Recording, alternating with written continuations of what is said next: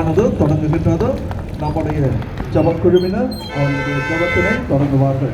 இயேசுவின் இருதயமே என்றும் இறங்கிடும் அருள்மயமே, உந்தன் ஆசியும் அருளும் சேர்ந்து வந்தால் எங்கள் ஆனந்தம் நிலை பெறுமே. இயேசுவின் இருதயமே என்றும் இறங்கிடும் அருள்மயமே, உந்தன் ஆசியும் அருளும் சேர்ந்து வந்தால் எங்கள் ஆனந்தம் நிலை பெறுமே.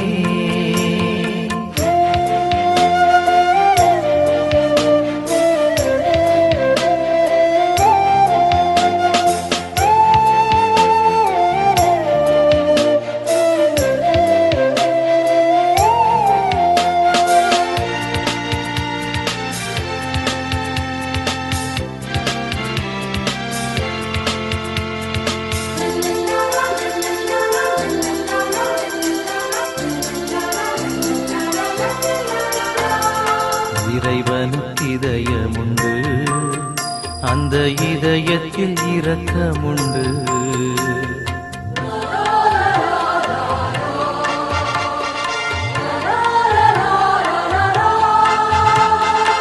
இறைவனுக்கு இதயமுண்டு, அந்த இதயத்தில் இரக்கமுண்டு.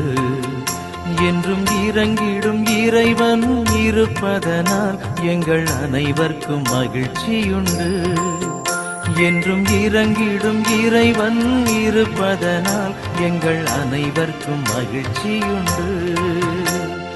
இயேசுவின் இருதயமே என்றும் இறங்கிடும் அருள்மயமே, உந்தன் ஆசியும் அருளும் சேர்ந்து வந்தால் எங்கள் ஆனந்தம் நிலை பெறுமே.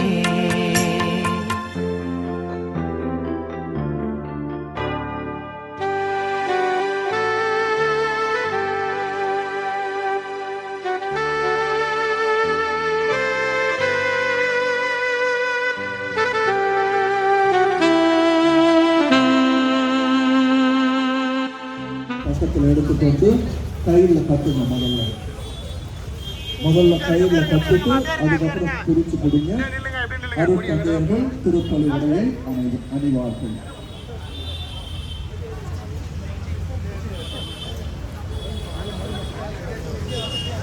ஃபாதர்ஸுக்கு பூசை எடுத்துக்குவாங்க. பாருக்கும் வாசனை வீசிடும் நாமம், பரிமள தைலமும் இயேசுவின் நாமம். பாருக்கும் வாசனை வீசிடும் நாமம், திகழ் மேலானது இறைவா, உன் வல்லமை மேலானது இறைவா, உன் வார்த்தைகள் மேலானது. உம்மை போற்றுகிறோம், உம்மை புகழுகிறோம், நன்றி கூறுகிறோம். அவர்கள் கொடியினை மந்திரிக்க இருக்கின்றார்கள். நாம் அனைவரும் இந்த ஜபத்திலே பங்கெடுப்போம். பக்தியோடு பங்கெடுக்க உங்களை அன்போடு கேட்டுக்கொள்கிறேன். தந்தை மகன் தூயாவியாரின் பெயராலே ஆண்டவருடைய பெயரால் நமக்கு உதவி உண்டு. ஆண்டவர்களோடு இருப்பாராக. இறைவா, மக்கள் தங்கள் பாதுகாவலரின் திருநாளை கொண்டாட தயார் செய்திருக்கும் கொடியை ஆசீர்வதித்து அர்ச்சித்து புனிதப்படுத்தி அருளும். இக்கொடி உயர ஏற்றப்படுவது போல மக்களுடைய உள்ளங்களும் விண்ணக நோக்கி உயர்த்தப்படுவதாக.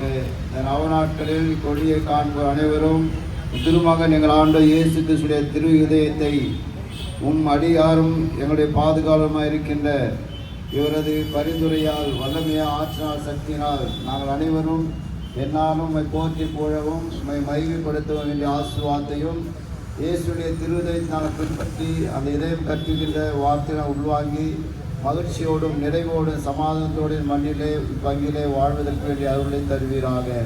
எங்கள் ஆண்டவர் கிறிஸ்து வழியாக கொண்டாடுகின்றோம். இன்னொரு இருக்கிற எங்கள் தந்தையே, உமது பெயர் தூயதென போற்றப்படுக, உமது ஆட்சி வருக, உமது திருவுளம் விண்ணுலகில் நிறைவேறுவது போல மண்ணுலகிலும் நிறைவேறுக. எங்கள் அன்றாட உணவை இன்று எங்களுக்கு தாரும், எங்களுக்கு குற்றம் செய்வோரை நாங்கள் மன்னிப்பது போல எங்கள் குற்றங்களை மன்னியும். எங்களை சோதனைக்கு உட்படுத்தாதையும் தீமையிலிருந்து எங்களை விடுவித்தருளும். அருள் நிறைந்த மரியே வாழ்க, ஆண்டவர் உடனே பெண்களுக்குள் ஆசீர்வதிக்கப்பட்டவர் நீரே. உம்முடைய பேரின் கனியாகிய இயேசுவும் ஆசீர்வதிக்கப்பட்டவரே. புனித மரியே, இறைவனின் தாயே, பாவிகளாய் இருக்கிற எங்களுக்காக இப்பொழுதும் எங்கள் இறப்பின் வேளையிலும் வேண்டிக் கொள்ளும். ஆமென். அன்பானவர்களே, இப்பொழுதும் அருட்தந்தை ஜேக்கப் அவர்களும் அருட்தந்தை போஸ்கோ அவர்களும் கொடியை ஏற்றுகின்றார்கள். அந்த நேரத்திலே இயேசுவின் திருதயமே என்று நான் சொல்லுவேன், நீங்கள் அனைவரும் எங்கள் மேல் இரக்கமாயிரும் என்று பதில் சொல்லவா?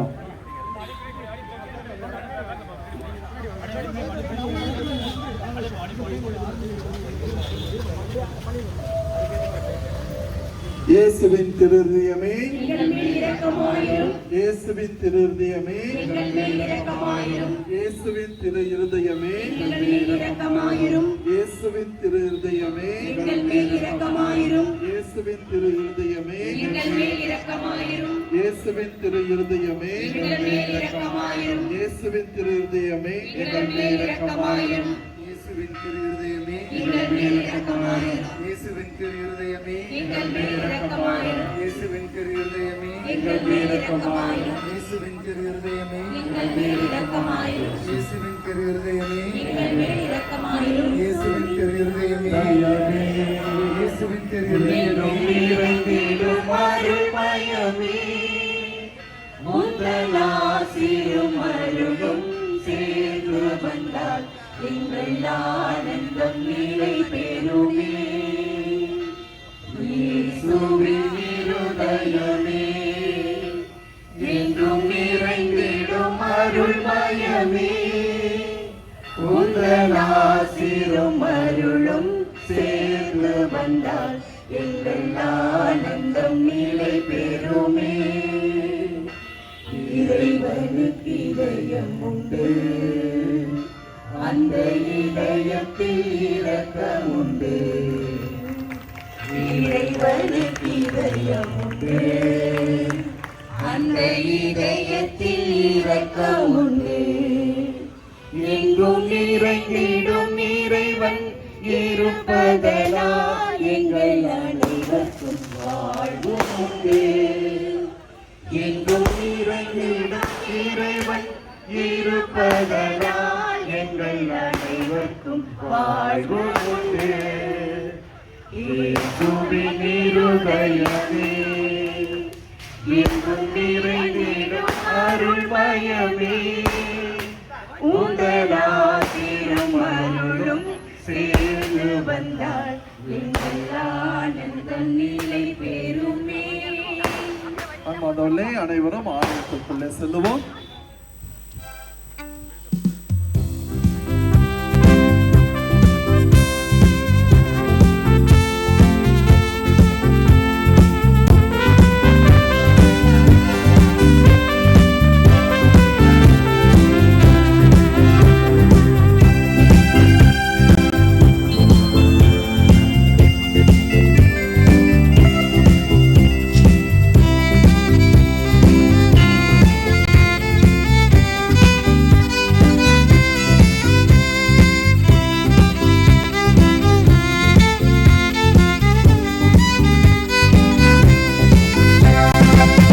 மக்களாக மகிழ்ந்து வருகின்ற திருபவனி, இறை மக்களாக மகிழ்ந்து வருகின்ற திருபவனி.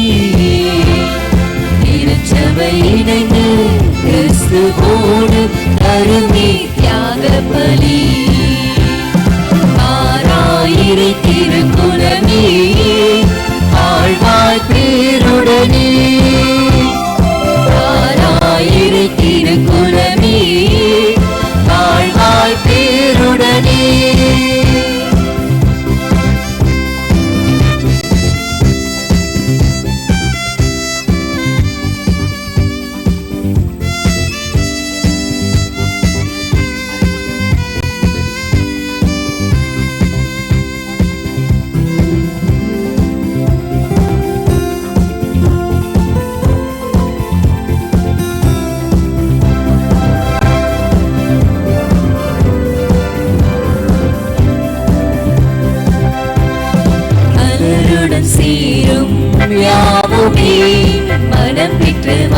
வாழ்தல் நீதியே மலருடன் சீரும் யாவுமே மனம் பெற்று வாழ்தல் நீதியே புவி வாழ்வை நாமும் பெறவே இறைமாண்பை இன்றே பெறவே விரைவாய் வருவோம் தேவன் அருள் பெறுவோம் இறைவன் நிழலில் வாழ்வின் பொருள் பெறுவோம் ஆராயிரை திருக்குலமே வாழ்வாய் பேருடனே ஆராயிரை திருக்குலமே வாழ்வாய் பேருடனே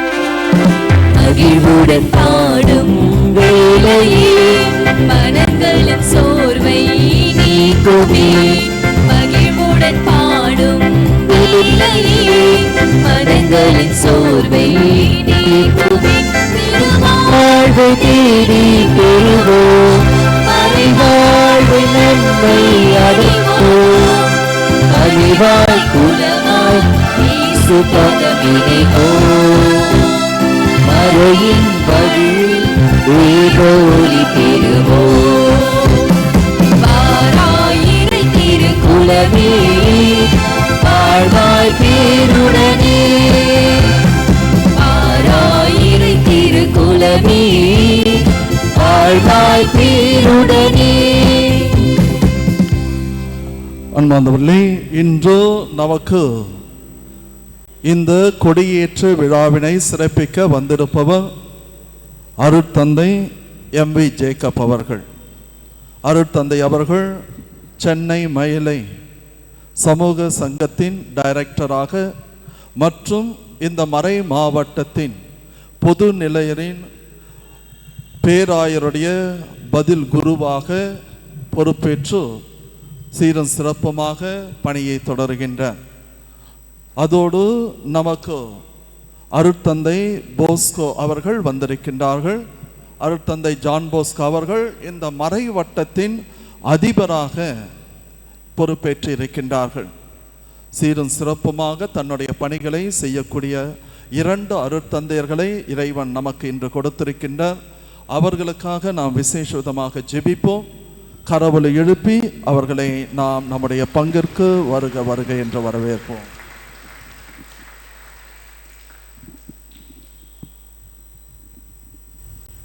தந்தை மகன் தூயாவியாரின் பெயராலே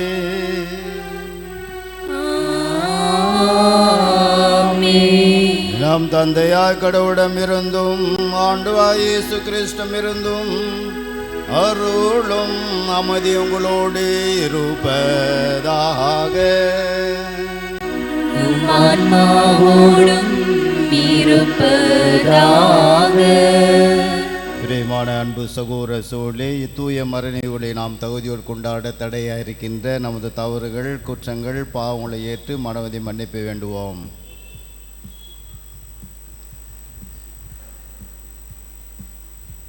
எல்லாம் வல்ல இறைவனிடமும் சகோதர சகோதரிகளே, உங்களிடமும் நான் பாவியினை ஏற்றுக்கொள்கிறேன். ஏனெனில் என் சிந்தனையாலும் சொல்லாலும் செயலாலும் கடமையில் தவறியதாலும் பாவங்கள் பல செய்தேன். என் பாவமே, என் பாவமே, என் பெரும் பாவமே. ஆகையால் எப்பொழுதும் கன்னியான புனித மரியாவையும் வானதூதர் புனிதர் அனைவரையும் சகோதர சகோதரிகளே உங்களையும் நம் இறைவனாகிய ஆண்டவரிடம் எனக்காக வேண்டிக் கொள்ள மன்றாடுகிறேன். எல்லாம் வல்ல இறைவன் நம்மோடு இரக்கம் வைத்து நமது குற்றங்கள் பாவங்கள் அனைத்தும் மன்னித்து நம்ம நிலை வாழ்வுக்கு அழைத்து செல்வாராக. ஆமென்.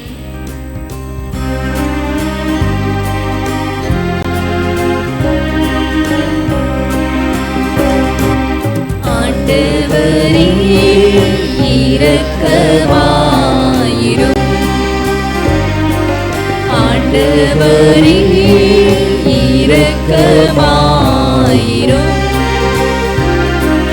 கிறிஸ்துவே இரக்கமாயிரும்.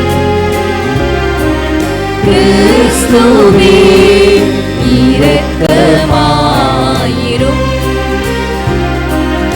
ஆண்டவரே இரக்கமாயிரும். ஆண்டவரே இரக்கமாயிரும்.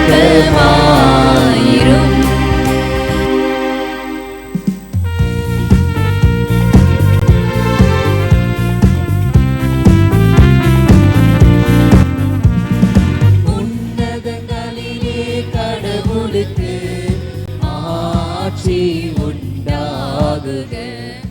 உலகினிலே நல்மனதோருக்கு அமைதியும் உண்டாகுக. புகழ்கின்றோம் யாம் உம்மையே, வாழ்த்துகின்றோம் இறைவனே. உமக்கு ஆராதனை புரிந்து உம்மை ஆட்சிப்படுத்துகின்றோம் யாம்.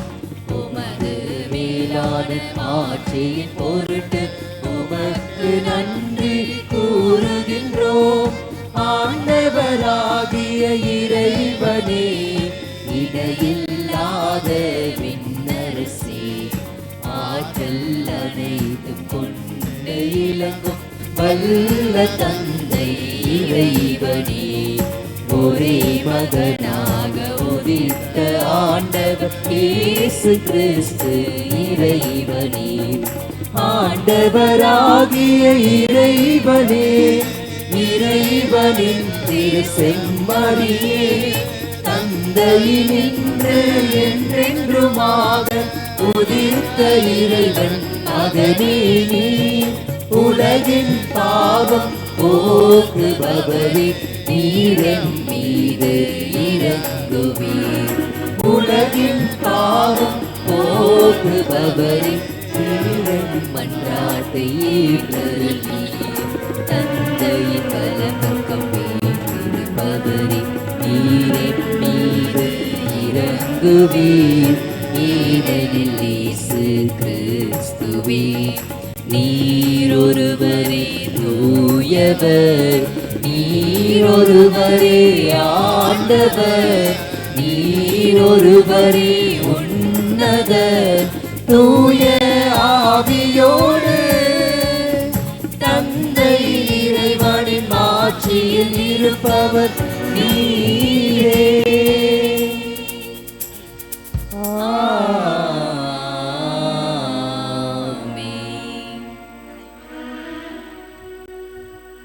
மன்றாடுவோமாக. எல்லாம் வல்ல இறைவா, அன்பான திருமான இதயத்தை என்னை பெருமை கொள்ள நாங்கள் தம் அன்பினால் அவர் எங்களுக்கு புரிந்து வருகின்ற வியத்தகு நன்மைகளை நினைவு கூறுகின்றோம். இவ்வாறு விண்ணக கொடைகளின் ஊற்றாகிய அத்திரு இதயத்தில் இருந்து பொங்கி வழியும் அருளை நாங்கள் எந்நாளும் பெற்றுக்கொள்ள தகுதி பெறுவோமாக. உமோடி தூயாவியார் ஒன்றைப்பில் இறைவனாய் என்றென்றும் வாழ்ந்து ஆட்சி செய்கின்ற எங்கள் ஆண்டவரும் உம் திருமான் கிறிஸ்து வழியாக உம்மை மன்றாடுகின்றோம்.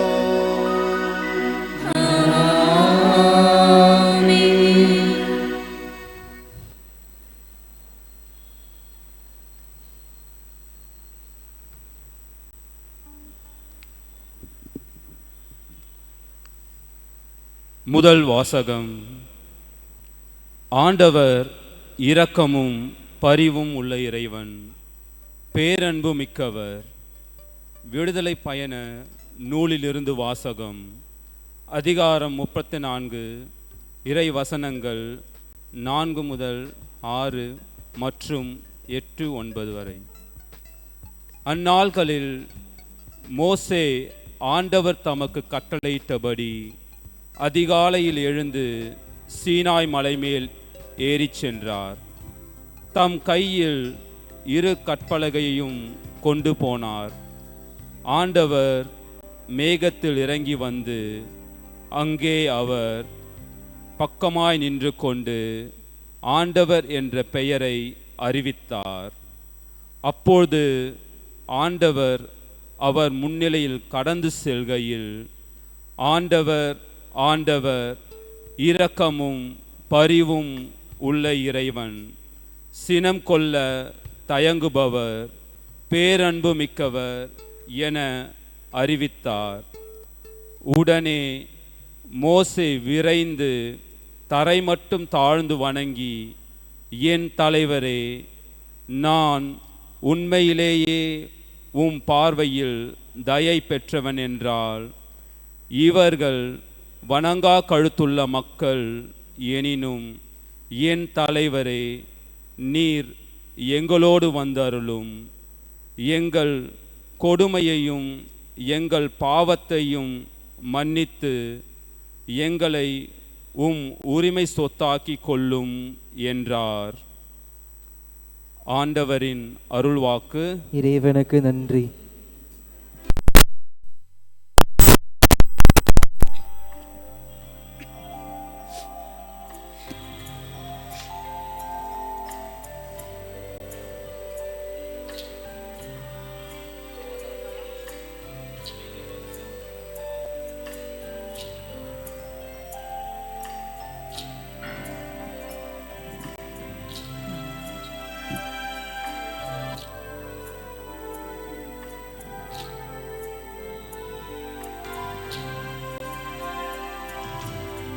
அஞ்சாதே திகையாதே, ஆண்டவர் உன்னோடு இருக்கின்றார். அஞ்சாதே திகையாதே, ஆண்டவர் உன்னோடு இருக்கின்றார். கவலைகள் உன்னை கலங்க செய்தாலும் காக்கும் தேவன் இருக்கின்றார். கவலைகள் உன்னை கலங்க செய்தாலும் காக்கும் தேவன் இருக்கின்றார். அஞ்சாதே திகையாதே, ஆண்டவர் உன்னோடு இருக்கின்றார்.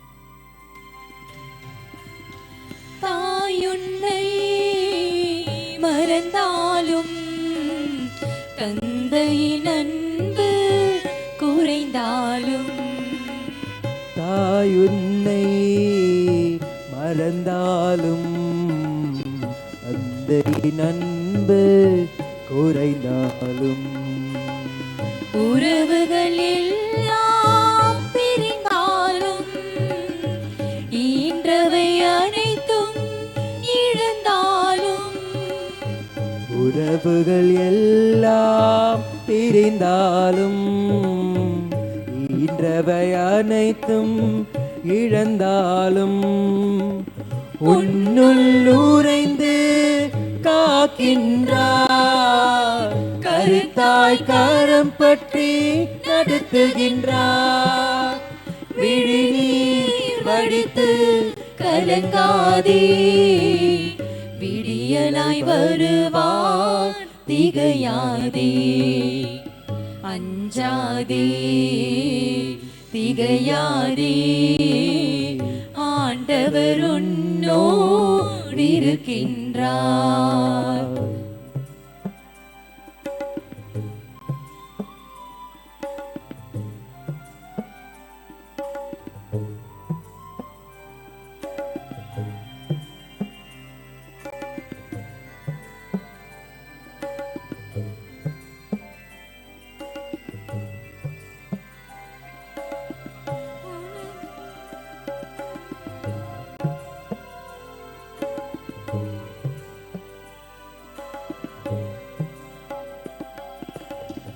உலகமே உன்னை எதிர்த்தாலும்,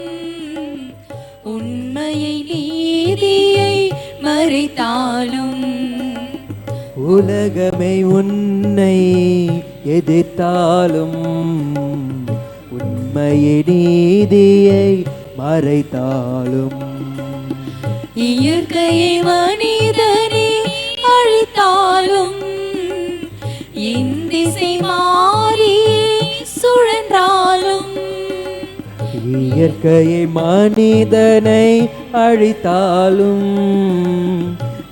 திசை மாறியே சுழன்றாலும் சிலுவையின் நிழலில் மறைத்திடுவார், சிறகில் சுமந்து உயர்த்திடுவார். விழிநீர் வடித்து கலங்காதே, விடியலாய் வருவார் திகையாதே. அஞ்சாதே திகையாதே, ஆண்டவர் உன்னோடு இருக்கின்றார். அஞ்சாதே திகையாதே, ஆண்டவர் உன்னோடு இருக்கின்றார். கவலைகள் உன்னை கலங்க செய்தாலும் காக்கும் தேவன் இருக்கின்றார். கவலைகள் உன்னை கலங்க செய்தாலும் காக்கும் தேவன் இருக்கின்றார். அஞ்சாதே திகையாதே, ஆண்டவர் உன்னோடு இருக்கின்றார். அஞ்சாதே திகையாதே, ஆண்டவர் உன்னோடு இருக்கின்றார்.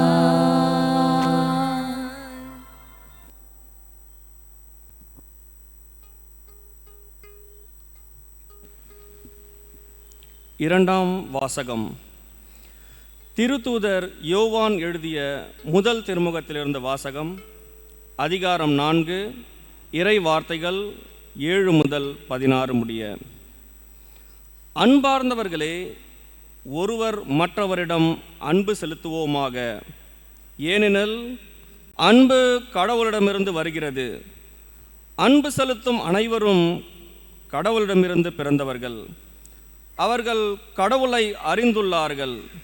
அன்பில்லாதோர் கடவுளை அறிந்து கொள்ளவில்லை. ஏனெனில் கடவுள் அன்பாய் இருக்கிறார். நாம் வாழ்வு பெறும் பொருட்டு கடவுள் தம் ஒரே மகனை உலகிற்கு அனுப்பினார். இதனால் கடவுள் நம் மீது வைத்த அன்பு வெளிப்பட்டது.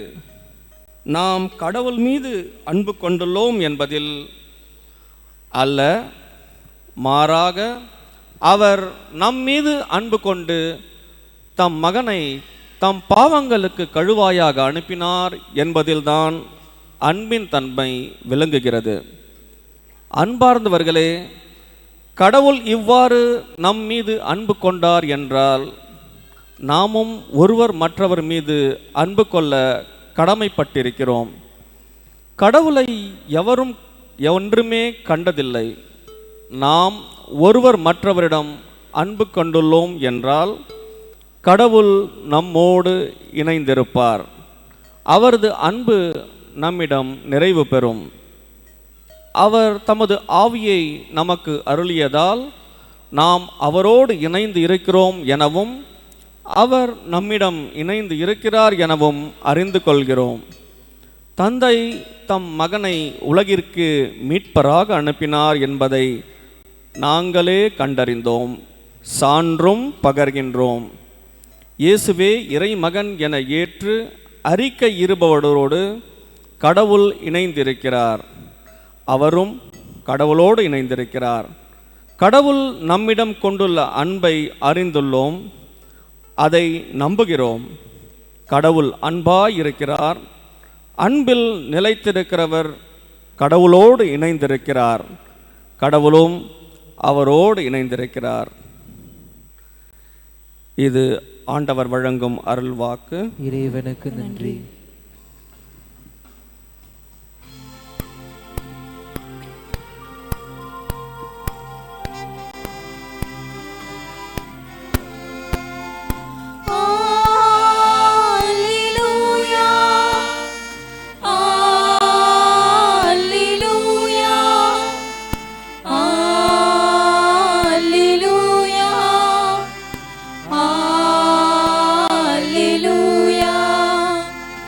Alleluia, alleluia, alleluia, alleluia, alleluia, alleluia, alleluia, alleluia. வாழ்வின் வார்த்தையை பற்றிக் கொள்ளுங்கள். உலகில் ஒளிரும் சுடர்களாக துலங்குவீர்கள்.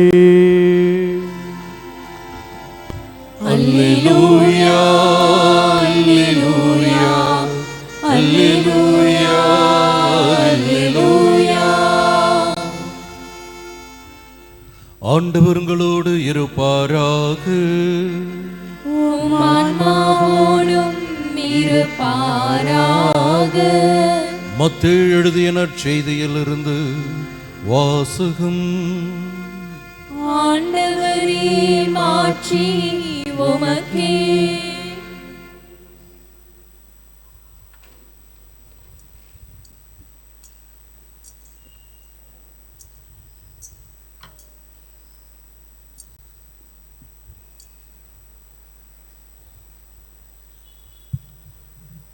மத்தேயு நற்செய்தி 7:11 இறைவாக்கியங்கள் 25 முதல் 30 வரை. அக்காலத்தில் இயேசு, தந்தையே, விண்ணுக்கும் மண்ணுக்கும் ஆண்டவரே, உம்மை போற்றுகிறேன். ஏனெனில் ஞானிகளுக்கும் அறிஞர்களுக்கும் இவற்றை மறைத்து குழந்தைகளுக்கு வெளிப்படுத்தினீர். ஆம் தந்தையே, இதுவே உமது திருவுளம். என் தந்தை எல்லாவற்றையும் என்னிடத்தில் ஒப்படைத்திருக்கிறார். தந்தையை தவிர வேறு எவரும் மகனை அறியார். மகனும் அவர் யாருக்கு வெளிப்படுத்த வேண்டும் என்று விரும்புகிறாரோ அவரும் அன்றி வேறு எவரும் தந்தையை அறியார் என்று கூறினார். மேலும் அவர், பெரும் சுமை சுமர்ந்து சோர்ந்திருப்பவர்களே, எல்லோரும் என்னிடம் வாருங்கள், நான் உங்களுக்கு இளைப்பாறுதல் தருவேன். நான் கனிவும் மனத்தாழ்மையும் உடையவன். ஆகவே என் நுகத்தை உங்கள் மேல் ஏற்றுக்கொண்டு என்னிடம் கற்றுக்கொள்ளுங்கள். அப்பொழுது உங்கள் உள்ளத்திற்கு இளைப்பாறுதல் கிடைக்கும். ஆம், என் நுகம் அழுத்தாது, என் சுமை எளிதாயுள்ளது என்றார். ஆண்டவரின் அருள்வாக்கு. கிறிஸ்துவே, உமக்கு புகழ்.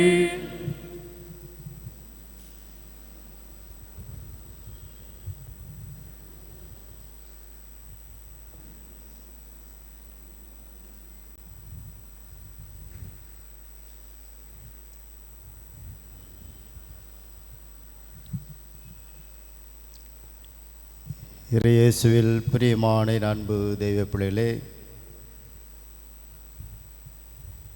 இத்திருத்தலத்தினுடைய பாதுகாவலர், நமது மீட்பர், நம் ஆண்டவர் இயேசு கிறிஸ்துனுடைய திருவிருதிய பெருவிழாவினை சிறப்பிப்பதற்காக இன்று நாம் சாலையிலே பவனியாக வந்து கொடியை மந்திரித்து அந்த கொடியை நாம் வானுயர மேலே ஏற்றியிருக்கின்றோம்.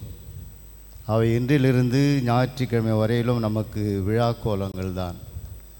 ஆகவே இந்த விழாவை நாம் இன்று கொடியேற்றி ஆரம்பித்த வேளையிலே உங்கள் அனைவருக்கும், குறிப்பாக இந்த பங்கினுடைய அதிபர் தந்தை, பங்கு தந்தை அவர்களுக்கும், துணை தந்தை அவர்களுக்கும், இந்த மறைவட்டத்தினுடைய எழும்பூர் மறைவட்டத்தினுடைய முதன்மை அருத்தந்தை அவர்களுக்கும், அரு சகோதரிகள், இறை மக்கள், குழந்தைகள், எளியோர்கள், இந்த விழாவினுடைய நிர்வாக குழுக்கள், பாரிஸ் கவுன்சில் எல்லாருக்குமே ஒட்டுமொத்தமாக விழா நாள் வாழ்த்துக்களையும் இயேசுடைய திருவிதியா விழாக்களையும் நான் உங்களுக்கு அன்போடு சமர்ப்பித்து கொள்கின்றேன். அனைவருக்கும் விழா வாழ்த்துக்கள். ஜோரா ஒரு கைத்தனுபாலா. மகிழ்ச்சி. விழா என்றாலுமே எல்லாருக்கும் மகிழ்ச்சியாக தான் இருக்கணும், சந்தோஷமாக இருக்கணும். இன்றைய காலகட்டத்தில் மட்டுமல்ல, விழா காலையில் மட்டுமல்ல, ஒவ்வொரு நாளும் நாம் சந்தோஷமாக தான் இருக்கணும், மகிழ்ச்சியாக இருக்கணும். ஏனென்றால் நம்ம ஆண்டவர் இயேசு கிறிஸ்து எப்பொழுதுமே நாம் மகிழ்ச்சியாக இருக்க வேண்டும் என்றே விரும்பினார். கடவுளுடைய அன்பு பிள்ளைகள் நாம் அனைவருமே அவருடைய சொந்த பிள்ளைகள். ஆகவே கடவுளுடைய சொந்த பிள்ளைகள் எப்படி கடவுள் மகிழ்ச்சியாக இருக்கின்றாரோ அதுபோல் இறை மக்களாய் நாமும் அவருடைய பிள்ளைகளாய் நாமும் சந்தோஷமாக இருக்குன்னு சொல்லி தான் இறைவன் விரும்புகின்றார். ஆகவே தான் இறைவன் என்னோடு பேசுகின்றவர், அவருடைய இதயம் என்னோடு பேசுகின்ற ஒன்று. ஆகவே அந்த இதயம் என்னோடு பேசும்போது நான் எப்படி மகிழ்ச்சியாக இருக்கணும், சந்தோஷமாக இருக்கணும் என்பதை தான் முன்னோரில் சகோதரி வாசித்தார்கள்.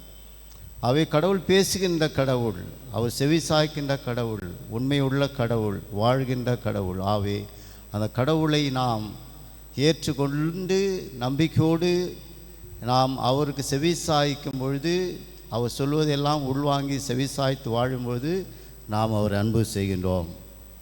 அவர் நம்மை அன்பு செய்கின்றார். அவர் மட்டும் நம்மை அன்பு செய்தால் போதாது, நாமும் அவர் அன்பு செய்ய வேண்டும். அப்படி அன்பு செய்ய வேண்டும் என்றால் நம்மோடு வாழ்கின்ற மக்களை அன்பு செய்தால்தான் நாம் கடவுளை அன்பு செய்ய முடியும். அதான் உண்மை.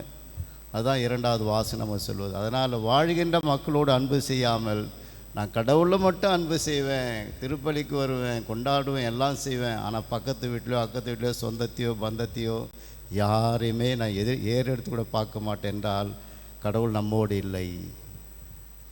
நாம் கடவுளோடு இருக்கின்றோம் என்றால் நம்மோடு இருக்கின்றவளை நாம் அன்பு செய்தே ஆக வேண்டும். அப்பொழுதுதான் கடவுளுடைய அன்பு என்ன என்பது நமக்கு தெரியும். அதுதான் இன்றைய வாசகங்களும் ஒட்டுமொத்தமாக இயேசுடைய திருஹிருதயமும் அதுதான் நமக்கு கற்றுத்தருகின்றது. இதை மனதில் வைத்து நீங்கள் சிந்திக்க வேண்டும் என்று உங்களை நான் அன்போடு அழைக்கின்றேன். சில வேளை நான் வித்தியாசமாக எதனா சொன்னால் கூட நீங்கள் அதை உள்வாங்கி இது எனக்கு தான் சொல்கிறாங்க என்று சொல்லி நினைக்க வேண்டும். சரி, இன்றைக்கு திருவிழாவுடைய காலத்திலே எல்லா குருக்களும் மறைவுரை ஆற்றல், குறிப்பாக ஒரு பங்கிலே ஞாயிறு வழிபாட்டின் பொழுது பங்கு தந்தை மறைவுரை ஆற்றினார். அப்படி மறைவுரை ஆற்றும் பொழுது ஒரு அம்மா வயசானவங்க நல்லா தூங்கிட்டே இருந்தாங்க. இந்த மொதல் பெஞ்சில் கூட யாரோ தூங்குறாங்க, தூங்கிட்டே இருந்தாங்க. ஒரு பங்கு தந்தை என்ன செய்தார், மறைவுரை ஆற்றின பங்கு தந்தை உடனே பக்கத்தில் அமர்ந்து கொண்டிருந்த அவருடைய மகள், அந்த பாட்டினுடைய மகள் பக்கத்தில் அமர்ந்து கொண்டிருந்தாங்க. மகளே, அம்மா தூங்குறாங்க, தட்டி எழுப்பு, தட்டி எழுப்புன்னு சொன்னார் ஃபாதரு. உடனே அந்த மகள் என்ன சொன்னால், ஃபாதர் சுவாமி, எங்கள் அம்மா வீட்டிலேருந்து வரும்போதே நல்லா தான் வந்தாங்க, நீங்கள் எப்போ மறைவுரை ஆரம்பிச்சல அப்போ எங்கள் அம்மா தூங்கிட்டாங்க, இப்போ நான் எழுப்ப முடியாது, நீங்களே எழுப்புங்க சொல்லிட்டாங்க அந்த அம்மா. மகள் பதில் சொல்கிறார், அதாவது தூக்கம் வந்தால் தூங்கிடுங்க, ஆனால் கொரட்டை மட்டும் விடாதீங்க, சரியா? பக்கத்தில் இருக்கிறவங்களுக்கு தொந்தரவாயிடும். என் அருமை சகோதர சகோதரிகளே, இந்த காலகட்டத்தில் மட்டுமல்ல, நம்முடைய முன்னோர்கள் வாழ்ந்த காலத்திலிருந்து இன்று வரை நாம் சிந்தித்து பார்த்தோம் என்றால் கடவுளுடைய பிரசன்னம், கடவுளுடைய வல்லமை, ஆற்றல், கடவுள் நம்மோடு பேசுவது எல்லாம் நம்முடைய முன்னோர்கள் கற்றுக் கொடுத்தார், நமக்கு கற்றுக் கொடுத்தார்கள். அவருடைய காலத்திலிருந்து இன்று வரை நாம் பார்க்கும்போது பல்வேறு விதமான போராட்டங்கள், இறை நம்பிக்கையை ஏற்றுக்கொள்ள வருகின்ற மக்களுக்கு போராட்டங்கள், அவரெல்லாம் போராடினார்கள், வெற்றியை கண்டார்கள். அந்த வெற்றி நாமும் நிலைத்திருக்க வேண்டும் என்று நமக்கு கற்று சென்றிருக்கின்றார்கள். அவை சிறிது சிறிதாக ஏற்பட்ட அந்த மன உளைச்சல் அல்லது மனித இன முன்னேற்றத்தின் உச்சியில் நாம் இன்று வாழ்ந்து கொண்டிருக்கிறோம். நமது விசுவாசமானது இன்னும் உச்சக்கட்டத்தில் சென்று கொண்டே இருக்கின்றது. அப்படி வாழும்போது கூட நமக்கு இடர்பாடுகள், நெருக்கடியில் வந்தாலும், நமது விசுவாசத்தை சீர்குலைக்க ஒன்றாக இருந்தாலும் அல்லது நம்மை அழிக்கக்கூடிய ஒன்றாக இருந்தாலும், கடவுளுடைய பிரசன்னம், கடவுளுடைய வல்லமை, அவருடைய வார்த்தை இன்றும் உயிருள்ளதாக ஒவ்வொரு நாளும் வாழ்ந்து கொண்டிருக்கின்றது.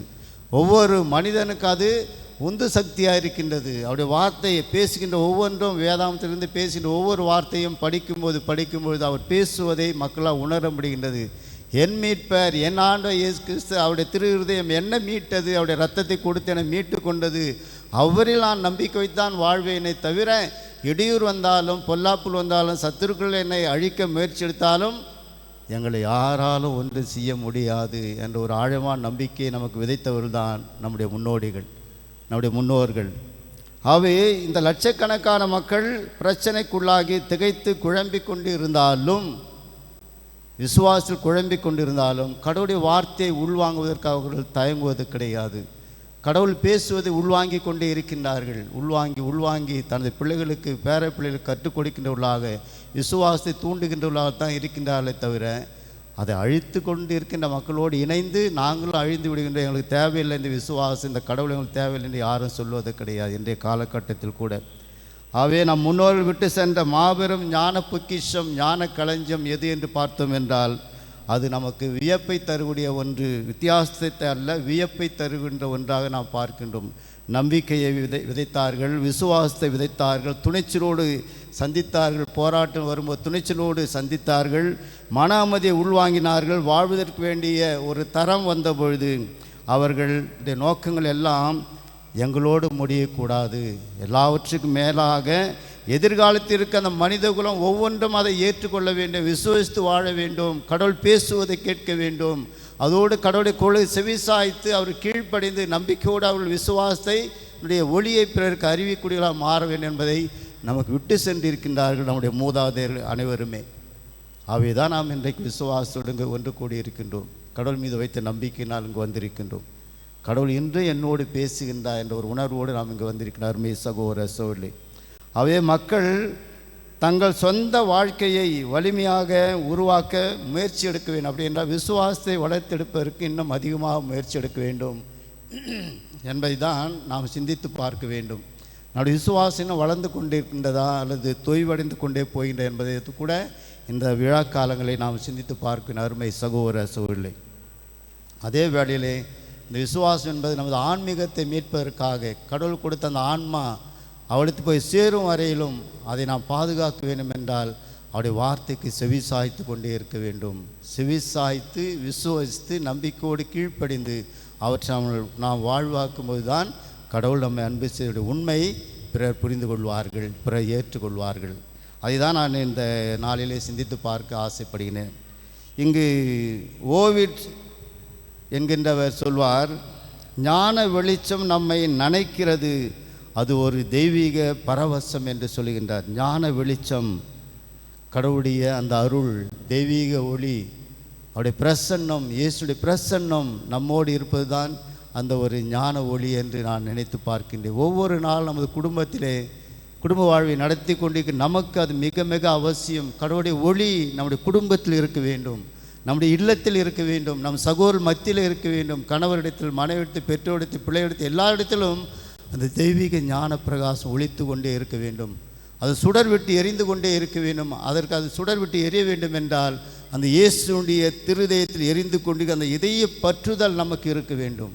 அந்த இதயத்தின் மீது நமக்கு நம்பிக்கை இருக்க வேண்டும். ஒவ்வொரு நாளும் காலையிலும் மாலையிலும் குடும்பமாக அமர்ந்து நீங்கள் செபிக்கும் போதும் குடும்பத்தில் இடர்பாடுகள், நெருக்கடிகள், சோதனை எது வந்தாலும் என் அருமை சகோதர சோழி, அந்த தெய்வீக ஒளி, அந்த இதயம் பற்றி எரிந்து கொண்டு அந்த இதயமானது உங்களுக்கு வருகின்ற அந்த சோதனைகளை, இடர்பாடு, நெருக்கடிகளை சுட்டெரித்து நான் இருக்கின்றேன், நான் உங்களை அன்பு செய்து கொண்டிருக்கிறேன், நீங்கள் கவலைப்படாத தைரியமாக இருங்கள், உங்களுடைய கவலைகளை என்மேல் வைத்துவிட நான் பார்த்துக்கொள்ள என்ற ஒரு தைரியத்தை ஊக்கத்தை கொடுக்கின்றவர்தான் நம் ஆண்டவர் இயேசு கிறிஸ்துவுடைய இதயம்.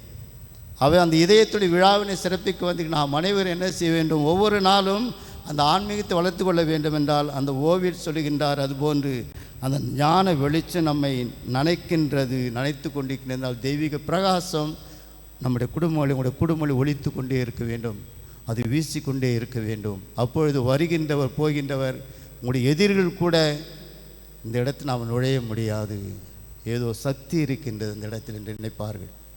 அந்த அளவிற்கு உங்களுடைய நம்பிக்கை அதிகமாக இருக்கும் என்பதை தான் இந்த இடத்தில் நான் சொல்ல ஆசைப்படுகின்றேன்.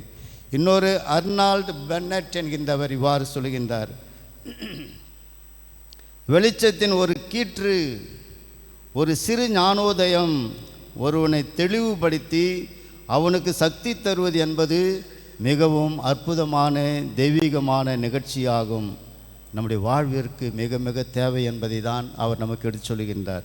ஒரு வெளிச்சத்தின் ஒரு கீற்று, ஒரு சிறு ஞானோதயம் ஒருவனை தெளிவுபடுத்த வேண்டும் என்றால் அந்த இறைவன் மீது நமக்கு ஆழமான நம்பிக்கை இருக்கு. அவர் சொல்லின ஒரு வார்த்தை கூட நம்முடைய வாழ்வை மாற்றி போடக்கூடிய ஒன்றாக இருக்கும், நம்முடைய வாழ்வில் வருகின்ற இடர்பாடுகளை தூக்கி எறியக்கூடிய ஒன்றாக இருக்கும் என்றால் அந்த ஒரு வார்த்தையை உள்வாங்கக்கூடிய சக்தி நமக்கு தேவை.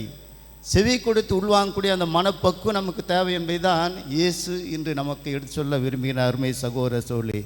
இவற்றை தான் இயேசுடைய திருவிதயத்தில் நாம் அனைவரும் பார்க்கின்றோம். அந்த இதயம் ஒவ்வொரு நாள் நம்மோடு பேச ஆசைப்படுகின்றது. ஆனால் நாம் செவி கொடுக்க தயாரிக்கின்றோமா சிந்திக்க வேண்டும். செவி கொடுத்து நம்பிக்கையோடு செவி கொடுத்து கீழ்ப்படிந்து நாம் அதை வாழ்வாக்கும் பொழுது அந்த இதயம் எந்த அளவிற்கு நம்மோடு இருந்து செயல்படுகின்றது என்பதை தான் நற்செய்தியிலே ஆண்டவராய் இயேசு கிறிஸ்து நமக்கு எடுத்து சொல்கின்றார். என் அருமை சகோதர சோழி, இன்றைய முதல் வாசகத்திலே நாம் பார்க்கும்பொழுது அந்த இதயம் எந்த அளவிற்கு நம்மை அன்பு செய்கின்றது என்பதை நமக்கு எடுத்து சொல்கின்றார். அந்த இதயம் எந்த அளவுக்கு நம்மை அன்பு செய்கின்றது, ஆகவே நாம் என்ன செய்வேன் என்பதை பார்க்கும்போது கடவுள் நம்மை அன்பு செய்கின்றார். அது உண்மைதான், காலத்தை அது மாற்ற முடியாது. ஆகவே அது என்றுமே மாறாத ஒரு உண்மையை கடவுள் நமக்கு எடுத்து சொல்லி கொண்டே இருக்கின்றார். நான் உங்களை அன்பு செய்கின்றேன் என்று சொல்லி அந்த அன்புக்கு அடையாளம் தான் இயேசுடைய திருஹிருதயம். அவை தனது இரு கரத்தை விரித்தவராக நமக்காக காத்து கொண்டிருக்கிறார். இதோ பார், என் இதயத்தை பார், எந்த அளவுக்கு நான் என்னை கொடுத்து விட்டேன், இனி என்னிடம் ஒன்றும் இல்லை. ஒரு துளி தண்ணீரும் ஒரு துளி நீரும் ஒரு துளி ரத்தமும் கூட நான் என்னில் இருந்தது, அதையெல்லாம் நான் கொடுத்து விட்டேன். ஒரு சகோதரன் கொடுத்து விட்டேன், அவன் பார்வை பெற்று எனக்கு சாட்சியுடன் மாறிவிட்டான். அதுபோல் நீங்களும் நான் எல்லாவற்றையும் கொடுத்த பின்னர் நான் தருவது ஒன்றே உன்னுடைய வார்த்தைகள் இன்னும் உயிரோட்டமாக இருக்கின்றது, அதை எடுத்து வாசியுங்கள். நான் தான் பேசுகின்றேன், இயேசு பேசு என்று சொல்லிதான் விவிலியத்தை ஆண்டவர் கொடுத்திருக்கின்றார். அதன் வழியாக நாம் பேச வேண்டும், கேட்க வேண்டும். எனக்கு என்ன சொல்கின்ற ஆண்டவரே, பேசும் அடியேன் கேட்கிறேன் நாம் சொல்ல வேண்டும். தைரியத்தை எடுத்து வேதாந்தத்தை எடுத்து வாசிக்கும் பொழுது பேசும் ஆண்டவர் மடியை நான் கேட்கணும்னு சொல்லும்போது அவர் பேசுவார். அப்போ நாம் செவி சாய்க்கூடிய மக்களாக இருக்க வேண்டும். செவி சாய்ப்பதோடு மட்டுமல்ல, கீழ்ப்படி உள்ள மக்களாக இருக்க வேண்டும். அதுதான் அந்த செய்தியை நாம் பார்ப்பது. அந்த இதயம் நம் உடலுடைய மையமாக இருக்கின்றது. அப்படி மையமாக இருந்து எல்லாவற்றையும் இயங்கிக் கொண்டு இருக்கிற ஒரு இயந்திரம் போல நமது உடல் இயங்கிக் கொண்டிருக்கிறது என்றால் அந்த இடத்தில் இருப்பது நம்முடைய இதயம்தான். அந்த இதயம் நின்று விட்டது என்றால் அவுட், முடிஞ்சு போயிடுச்சு வாழ்க்கை, அதுக்கு மேலே ஒன்றுமே கிடையாது. அவை அந்த இதயத்திற்கு நாம் மதிப்பு கொடுக்க வேண்டும். அதுதான் இயேசு கிறிஸ்து நமக்கு எடுத்து காட்டிக்கொண்டு என் இதயம் பாருங்கள், உங்களுக்காக நீங்கள் என்ன செய்ய என்பதை அங்கே எடுத்து சொல்லுகின்றார். அவை இதயம் மனித உணர்வுகளின் ஒரு குறிப்பாக இந்த இடத்தில் நாம் பார்ப்பது அன்பின் இருப்பிடம், இரக்கத்தின் இருப்பிடம், பாசத்தின் அடையாளம். இது ஒரு குறியாக அது நமக்கு குறிப்பிட்டு காட்டுகின்றார் இயேசு. இந்த இதயம் எப்படி செய்ய வேண்டும் என்றால், தனக்காக மட்டும் துடிக்கும் இதயம் சாதாரண ஒரு மானிட இதயம். செல்ஃபிஷ்ன்னு சொல்கிறோமே, எனக்கு தான் யாருக்கும் இல்லைன்னு சொல்லுகின்றோமே, அதுதான் அந்த இதயம் தேவையில்லை. ஆனால் எப்பேற்பட்ட இதயம் தேவை? பிறருக்காக துடிப்பது உன்னதமான இதயம், புனிதமான இதயம். அதுதான் நம்ம ஆண்டவர் இயேசு கிறிஸ்து. எல்லாருக்காகவும், உலக மக்கள் அனைவருக்காகவும், தனது நலனுக்காக அல்ல, சுயநலத்துக்காக, தன்னத்துக்காக அல்ல, நான் கடவுளுடைய மகன் என்ற தற்பெருமையோ ஆணவம் அவருக்கு இல்லை. எல்லாவற்றையும் தூக்கி எறிந்து விட்டு அடிமையின் கோலம் பூண்டு நமக்காக தம்மையே பலியாக்கி ஆண்டவர் இயேசு கிறிஸ்து தான் உண்மையான தெய்வம், இதயம். அந்த இதயத்தை பார்க்கின்றவர்கள் அவரை போல நாமும் மாற வேண்டும் என்பதற்காக கொடுக்கின்றார். நீங்களும் என்னை போல மாறுங்கள். குடும்பத்தின் நடத்தில் நீங்கள் உங்களுக்குள்ளாக அந்த குண்டு சட்டிலே குதிரை ஓட்டி கொண்டு இல்லாமல் எப்படி வாழ வேண்டுமோ அப்படி வாழ்ந்து காட்டுங்கள். அங்குதான் நீங்கள் வளர்க்கின்றீர்கள், விசுவாசத்தை பரப்புகின்றீர்கள் என்று சொல்கிற ஆண்டவர் இயேசு. பிறருக்காக வாழுங்கள், பிறரை அன்பு செய்யுங்கள், வெறுத்து ஒதுக்கி யாரையும் புறக்கணிக்காதீர்கள். இது ஏன் சொத்து, இது என்னது வீடு, இதை நான் கொடுக்க மாட்டேன், அண்ணனுக்கு தரமாட்டேன், மாமனுக்கு தரமாட்டேன், மச்சானுக்கு தரமாட்டேன் என்று சொல்லி நாம் கெடுபிடியாக இருந்தோம் என்றால் அங்கு கடவுள் உங்களோடு இல்லை என்று தான் நாம் சொல்ல வேண்டும். அதுதான் இன்றைக்கு நம்ம சமுதாயத்தில் நடைபெற்று கொண்டிருப்பது. இந்த உலகில் நடைபெற்று கொண்டிருப்பது சொத்துக்காக, சுகத்துக்காக, பணத்துக்காக, பொருளுக்காக, புகழுக்காக, அந்தஸ்துக்காக ஒருவரை வெட்டி வீழ்த்து கொண்டிருக்கிற சமுதாயத்தை நாம் வாழ்ந்து கொண்டிருக்கிறோம் என்றால் அந்த சமுதாயத்தை மத்தியிலே நாம் சாட்சியுள்ளாக பிறருக்கு நாம் வாழ்ந்து காட்ட வேண்டும். என் சொத்து முக்கியமல்ல, பொருள் முக்கியமல்ல, நான் அன்பு செய்ய கடவுள் என்னை அழைத்துக்க, அந்த அன்பை நான் உனக்கு கொடுக்குறேன், எடுத்துக்கோ. நான் இந்த உலகத்தை விட்டு போகும்போது இந்த சொத்து என் கூட வரப்போவது கிடையாது, எடுத்துக்கொள்ள தேவையை எடுத்துக்கொள். ஆனால் கடவுளுடைய அன்பு என்னோடு இருக்கும், அந்த அன்பு என்னை விட்டு பிரியாது, அவர் எனக்கு கொடுப்பார், மீண்டும் கொடுப்பார் என்ற நம்பிக்கை நமக்கு இருந்தது என்றால் எல்லாவற்றையும் விட்டு கொடுக்கக்கூடிய மனநிலை நமக்கு இருக்க வேண்டும் என்பதுதான் இயேசு இந்த இடத்தில் நமக்கு கற்றுத்தருகின்றார். அதுதான் நான் இந்த இடத்துல பார்க்கின்றேன். எதற்காக அவர் தன்னுடைய இதயத்தை கொடுத்து எல்லா மக்களும் தன்வசப்படுத்திக் கொள்வதற்காக, ஈர்த்து கொள்வதற்காக அந்த இதயத்தை கொடுக்கின்றார். என் இதயத்தை பார், நான் அன்பு செய்து போல் நீங்களும் ஒருவரை அன்பு செய்ய அன்பில் நிலைத்தீர்கள் என்று கற்றுக் கொடுக்கின்றார். அந்த அன்பில் நாம் நிலைத்து நிற்கின்றோமா என் அருமை சகோதர சகோதரியை சிந்தித்து பார்ப்போம். அதுதான் முதல் வாசகத்திலே மோசே அழகாக ஆண்டவரிடத்தை மன்றாடுவார். அந்த ஜெபத்தை தான் முதல் வாசலில் வாசித்தோம். என் தலைவரே, நான் உண்மையிலேயே பார்வையில் தயை பெற்றவன் என்றால் இவர்கள் வணங்கா கழுத்துள்ள மக்கள் யார்? இஸ்ராயேல் மக்கள். ஆணவம் கொண்ட மக்கள், அகங்காரம் கொண்ட மக்கள், பிடிவாதம் கொண்ட மக்கள். நம்ம கூட சில நேரம் அப்படி தான் இருப்போம். ஆணவம், அகங்காரம், விட்டு கொடுக்க மாட்டோம், பிடிவாதமாக இருப்போம். ஆனால் கோயிலுக்கு வருவோம், திருப்பலியில் பங்கேற்போம், எல்லாம் செய்வோம்.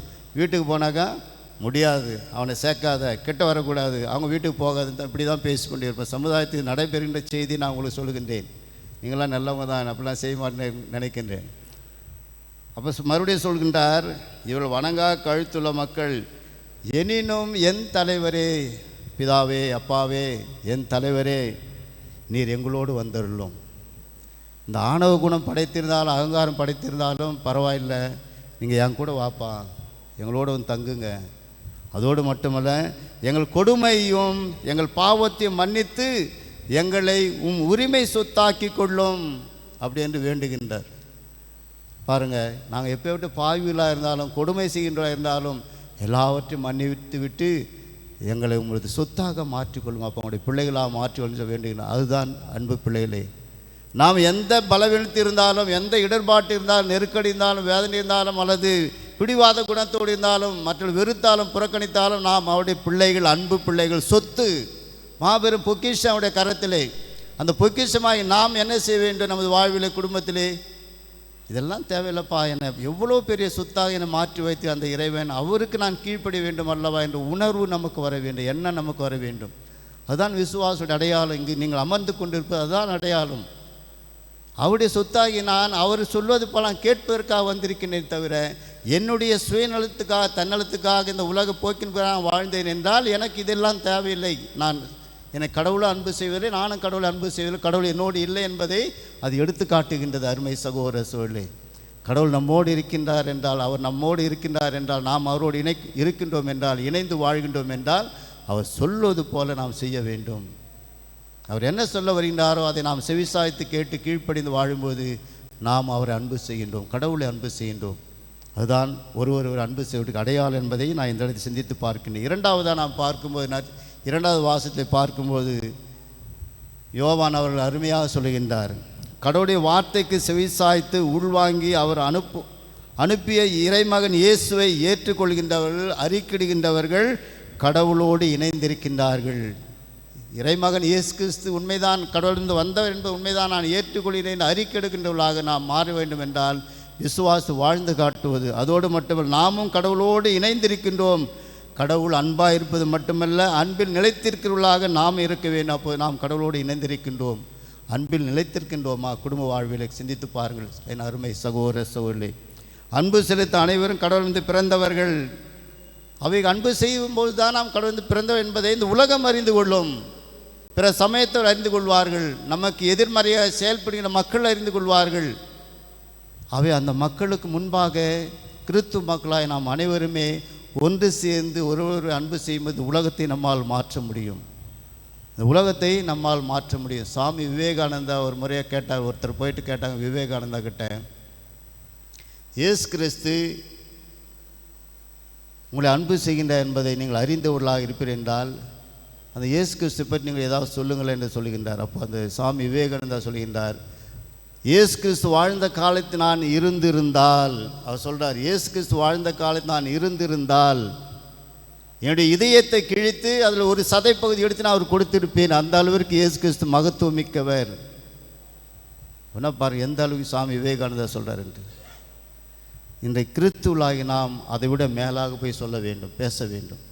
அவருடைய விசுவாசம் அப்படி இருக்க வேண்டும். அவருடைய வார்த்தை நம்மை ஈர்க்கின்றது என்றால், அவர் நம்மோடு பேசினார் என்பது என்றால் அவருடைய உணர்வை, அந்த உணர்வை நாம் பிறகு வெளிப்படுத்தி காட்ட வேண்டும். இன்றைக்கு எத்தனையோ மக்கள் நம்மை வெறுக்கின்றால், புறக்கணித்த இவரெல்லாம் கிறிஸ்துவலான்னு சொல்லி நம்ம வெறுக்கின்றார்கள். அந்த அளவுக்கு நாம் போகக்கூடாது. இந்த விழா எடுப்பது அதுதான் அர்த்தம். அந்த விழா, அந்த அர்த்தத்தை நாம் வெளிப்படையாக வாழ்ந்து காட்ட கடவுள் நம்மை அழைக்கின்ற அருமை சகோதர சோழே. அதுதான் இயேசு ஆண்டவர் நமக்கு சொல்வது. அதை நான் வித்தியாசமாக கொஞ்சம் சிந்தித்து பார்க்கின்றேன். இன்றைய மூன்றாவது வாசகம் நான் சிந்தித்து பார்க்கிறேன். சுமை சுமந்து சோர்ந்து இருப்பவர்களே எல்லாரும் எந்திரித்து வாருங்கள். இன்றைய சுமைகள் நீங்கள் பார்த்து கொண்டிருக்கின்ற, அனுபவித்து கொண்டிருக்கின்றீர்கள். ஒரு காலகட்டத்தில், இயேசுடைய காலகட்டத்தில் சுமைகள் அதிகமாக இருந்தன. பரிசேயர்கள், சட்ட அறிஞர்கள், மத தலைவர்கள் சட்டங்களை ஒரு 4 சட்டம் இருந்தால் அதை 60 சட்டங்களாக மாற்றுகின்ற மக்களாக இருந்தார்கள், அதிகாரிகளாக இருந்தார்கள். 600 சட்டத்தை கொண்டு மக்களை சித்திரவதை செய்தார்கள், அடிமைகளாக மாற்றினார்கள். இந்த மக்களால் தாங்க முடியவில்லை. சுமைகளை அவர் மேல் வைத்தார்களே தவிர அந்த சுமைகளை இறக்கி வைக்கக்கூடிய தலைவர்களாக மத தலைவர்களாகவோ அரசியல்வாதிகளாகவோ அல்லது பரிசெயர்களாகவோ சட்டறிஞர்களாகவோ யாருமே அந்த காலத்து வாழ்ந்ததில்லை. அதுதான் இயேசு ஆண்டவர், இப்படி சுமைகளை சுமந்து கொண்டு நீங்கள் என்னிடத்தில் வாருங்கள், நான் அதை உங்களுக்கு சுலபமாக மாற்றி தருவேன். என்னிடத்தில் வந்து ஓய்வை பெற்றுக்கொள்ளுங்கள், நான் தருகின்ற அந்த நுகத்தை நீங்கள் ஏற்றுக்கொள்ளுங்கள், அது உங்களை அழுத்தாது. அதனுடைய அடையாளத்தை அர்த்தத்தை தான் நான் இப்போது உங்களுக்கு 3 விதத்தை சொல்ல ஆசைப்படுகின்றேன். தம்மிடமிருந்து கற்றுக்கொள்ள அழைக்கின்ற இயேசு ஆண்டவர் எல்லாருக்கும் ஒரு அழைப்பை தருகின்றார். எல்லாரும் வாங்க, என்கிட்ட வாங்கன்னு சொல்லி ஒரு அழைப்பை தருகின்றார். அது சமத்துவமிக்க அழைப்பு, அவரோடு இணைந்து வாழ்கின்ற அழைப்பு, அவரோடு சேர்ந்து பணி செய்கின்ற ஒரு அழைப்பு, அவரோடு சேர்ந்து சுமைகளை சுமந்து செல்கின்ற ஒரு அழைப்பு அது. ஆகவே அந்த அழைப்பை நாம் கற்றுக்கொள்ள வேண்டும் என்றால் அவர் என்ன சொல்கின்றார்? நான் மனத்தாட்சி உள்ளவன், கரிசனை உள்ளவன், இரக்கம் உள்ளவன், என்னிடம் வந்து கற்றுக்கொள்ளுங்கள், அந்த மனத்தாட்சி இரக்கத்தையும் கற்றுக்கொள்ளுங்கள், நான் தருகின்ற நுகம் உங்களை அழுத்தாது என்று சொல்கின்றார். அப்படி பார்க்கும்போது எபிரேயருடைய கடிதத்தை 4:15 நாம் பார்த்தோம் என்றால், நம் தலைமை குரு நம்முடைய வலுவின்மையை கண்டு இரக்கம் காட்ட இயலாதவர் அல்ல. ஆண்டவர் இயேசு கிறிஸ்து நம்முடைய வலுவின்மையை கண்டு இரக்கம் காட்டாத ஒரு இயேசு கிறிஸ்து அல்ல, மாறாக இரக்கம் காட்டுகின்ற கடவுள். எல்லா வகையிலும் நம்மை போல சோதிக்கப்பட்ட ஒரு இறைவன் ஆண்டவர் இயேசு நம்மை போல சோதிக்கப்பட்டவர். ஆனால் அவர் வல்லமை மிக்கவர், ஆற்றல் மிக்கவர், சக்தி வாழ்ந்தவர். அவர் முன்பாக எந்த ஒரு சுமையாக இருந்தாலும் அவற்றை தூக்கி எறியக்கூடிய ஆற்றல் அவருக்கு உண்டு என்ற நம்பிக்கை நமக்கு இருக்க வேண்டும். ஆகவே அவர் நம்மை விடுவிக்கக்கூடிய இருப்பார் என்பதை மறந்து விடாதீர்கள். உங்களுடைய சுமைகளை அவருக்கு கொண்டு வாருங்கள் என்று சொல்லிதான் இயேசு கிறிஸ்து நமக்கு சொல்லுகின்றார். கொண்டு வாருங்கள், எடுத்து வாருங்கள், நான் அவற்றை சுலபமாக உங்களுக்கு மாற்றி தருவேன் என்று சொல்லுகின்றார். அதற்கு அடுத்து மீண்டும் அதிலே நாம் பார்க்கும் எபிரேயர் 2:17-18 நாம் பார்க்கும்போது 18வது வார்த்தை பார்க்கும்போது, தாமே சோதனைக்கு உள்ளாக்கி துன்பப்பட்டதனால் சோதிக்கப்படுவோருக்கு உதவி செய்ய அவர் வல்லவராக இருக்கின்றார். நம்முடைய குடும்பத்தை நாம் பல சோதனை அனுபவித்து கொண்டே அருமை சகோதர சோழி, எத்தனையோ தாங்க முடியாத வேதனைகள் அனுபவித்து கொண்டு இருப்பீர்கள், அழுவீர்கள், புலம்புவீர்கள். யாரிடத்தில் போய் இந்த சுமையை சொல்வது, யாரிடத்தில் போய் இந்த வேதனையை சொல்வது, இந்த வேதனையை சொன்னால் அடுத்தவன் என்னை வெட்கமடைய செய்வாரே, என்னை கேலி செய்வாரே, பரிகாசம் செய்வார்னு சொல்ல நினைக்கலாம். ஆனால் உங்களுடைய சுமைகளை கொண்டு வந்து இயேசுவிற்கு கொடுங்கள். நற்கோனை ஆலயத்து போய் அமருங்கள், பேசுங்கள், உறவாடுங்கள். அது எப்பேற்பட்ட சுமையாக இருந்தாலும் எல்லாவற்றையும் உடைத்தெறியக்கூடிய ஒரு சக்தி அந்த ஆண்டவர் இயேசுவிடத்தில் இருக்கின்றது. அருமை சகோதர சோழி, நான் நிறைய பேசிட்டே போகலாம், சொல்லிட்டு போகலாம். ஒரு உதாரணம் சொல்லிட்டேன். ஒரு பங்கு தந்தையாக இருந்தபோது மாபெரும் சுமையை தாங்கி கொண்டு இந்த குடும்பங்கள் பல. அதில் ஒரு குடும்பம் வந்துட்டு கண்ணீர் விட்டு அழுதார்கள். நான் உடனே சொன்னேன், அவங்ககிட்ட போய் நற்கோனை ஆண்டவர் முன்பாக உட்காருங்க, எத்தனை நாளானாலும் பரவாயில்ல, போய் அமர்ந்து ஜெபம் பண்ணுங்கன்னு சொன்னேன். பையனால் பிரச்சனை, குடும்பத்தில் பிரச்சனை. ஒரே பையன், செல்லமாக வளர்த்தார்கள், மருத்துவராக படிக்க வைத்தார்கள். அவன் போகிற போக்கில் அவன் போயிட்டான். அப்பா அம்மாவை மதிக்கலை. நீங்கள் என்ன எழுதி கொடுத்தீங்க, எனக்கு என்ன எழுதி வைத்தீர்கள், என்ன கொடுத்தீர்கள்?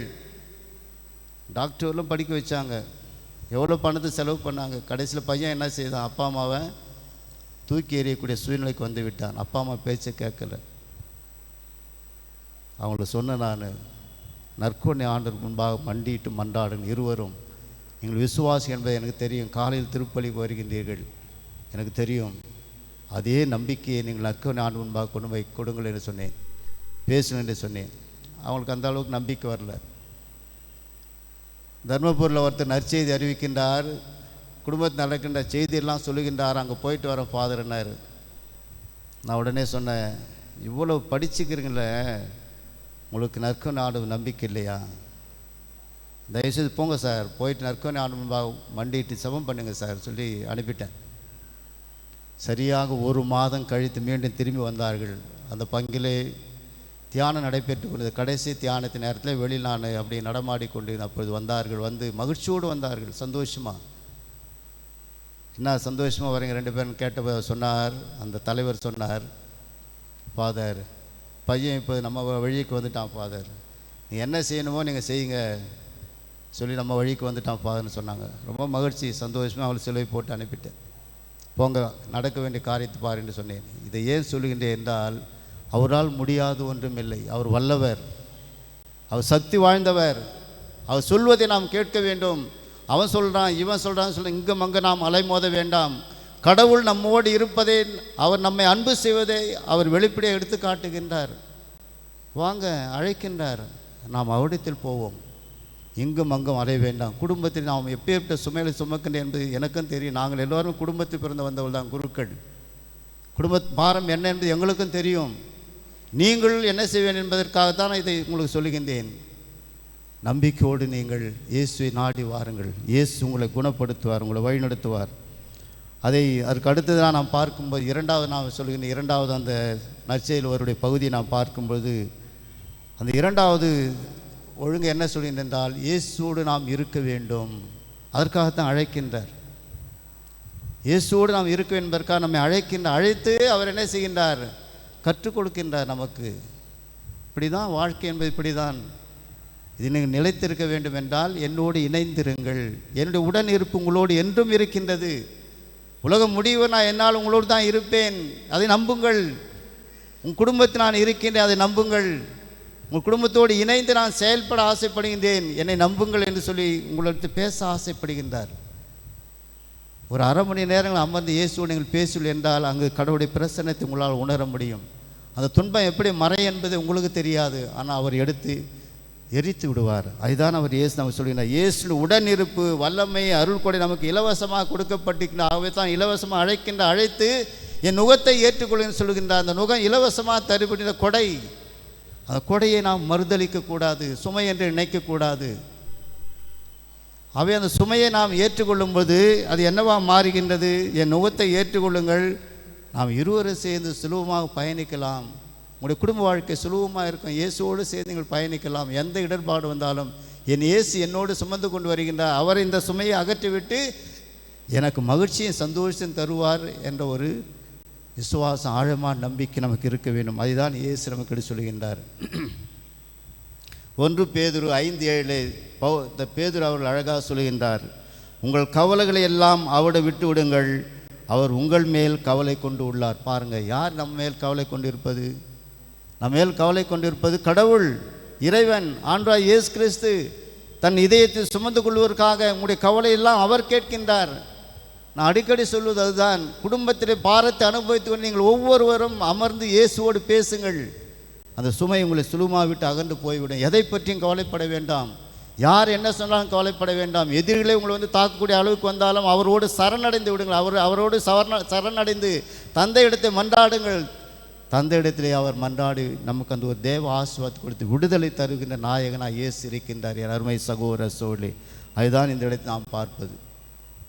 கவலைகளை அவடைத்து போட்டு விடுங்கள். அவர் உங்களை பற்றி கவலைப்பட்டு கொண்டிருக்கின்றார், உங்களுடைய குடும்பத்தை பற்றி கவலைப்பட்டு கொண்டிருக்கின்றார். அதற்கு அடுத்த பகுதியை நாம் பார்ப்பது, எல்லா அருளும் நிறைந்த கடவுள் இயேசு கிறிஸ்துக்குள் என்றும் நிலைக்கும் தம் மாட்சிமையில் பங்கு கொள்ள உங்களை அழைத்திருக்கின்றார். அவருடைய மாட்சிமையிலே மகிழ்ச்சியிலே பங்கு கொள்ள நம்மை அழைத்திருக்கின்றார். எல்லா அருளும் நிறைந்த கடவுள் இயேசு கிறிஸ்துவுக்கு இந்த மாட்சிமையில் நாம் பங்கு பெற அவருடைய சொந்த பிள்ளைகளாக, சொத்துக்களாக நாம் இங்கே இருக்கின்றோம் என்றால், அமர்ந்திருக்கின்றோம் என்றால், இந்த தெய்வீக பலியை ஒப்பெடுக்க வந்திருக்கின்றோம் என்றால், அந்த மாட்சிமையை நமது குடும்பத்தில் பார்க்க வேண்டும், இயேசுவோடு இணைந்து பார்க்க வேண்டும். எப்பேற்பட்ட மாட்சியின் குடும்பத்தில் நடைபெறப் போகின்ற என்பதை நீங்கள் சோதித்தறிய வேண்டும் என்றால், உங்களுடைய குடும்பத்தில் அமர்ந்து செவித்து பாருங்கள், பிள்ளைகளோடு அமர்ந்து செவித்து பாருங்கள். அந்த பிள்ளைகளுக்கு அந்த விசுவாசத்தை ஊட்டி பாருங்கள். பிள்ளைகளும் பெற்றோரும் இணைந்து செபிக்கும் போது அங்கு தெய்வீக ஒளி பிரகாசித்து என்ன செய்கிறது? குடும்பத்திற்கு அந்த இருளை அகற்றி அங்கு தெய்வீக ஒளி என்னால் எரிந்து கொண்டிருக்க இயேசு கிறிஸ்து உங்களுக்கு உதவி செய்கின்றார். அருமை சகோதர சகோதரிகளே, மூன்றாவதாக நாம் பார்ப்பது, அந்த இடத்திலே பார்ப்பது கூட்டு முயற்சி. இயேசு சுமை சுமந்து சோர்ந்து போய் எல்லோரும் எடுத்து வாருங்கள் சொல்கின்றார். அது ஒரு கூட்டு முயற்சி. கூட்டு குடும்பத்தை நீங்கள் நடத்தியிருப்பீங்க சில வேளை. இப்போல்லாம் கூட்டு குடும்பத்தை பார்ப்பது கஷ்டமாக இருக்கும்.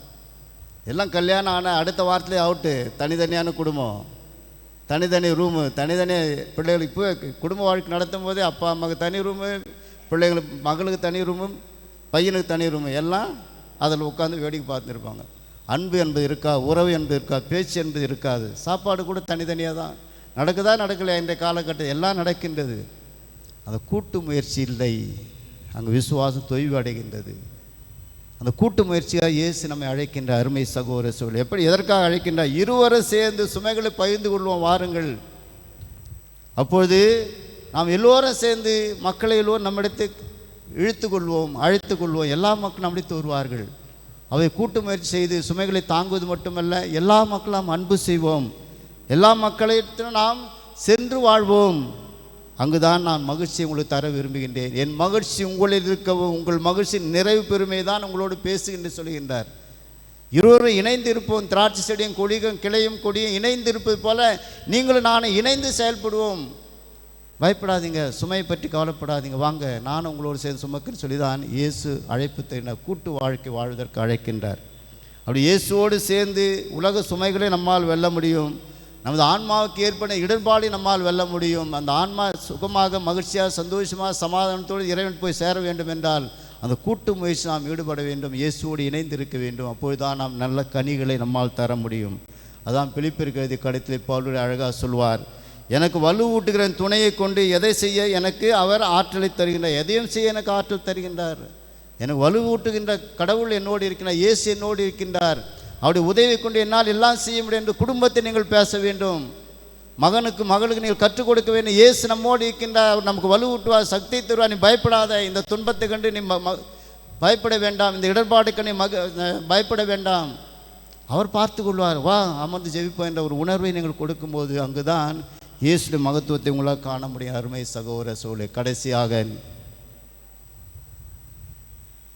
ஒளியை கருணையுடன் வழிநடத்து என்ற ஒரு பாடலை ஜான் ஹென்றி நியூமேன் எழுதினார். அவர் ஒரு பாதிரி, அவர் குருவானவர். இத்தாலி நாட்டிற்கு சென்றார். அங்கு ரோம் நகரை சென்று பார்க்க வேண்டும், பேச வேண்டும், உறவாட வேண்டும் எல்லாம் முயற்சி எடுத்து சென்றார். அவருடைய காலகட்டத்தில் ரொம்பவும் போனிபேசியோ ஜலசந்தில் கப்பலில் பயணம் செய்து கொண்டிருந்தார்.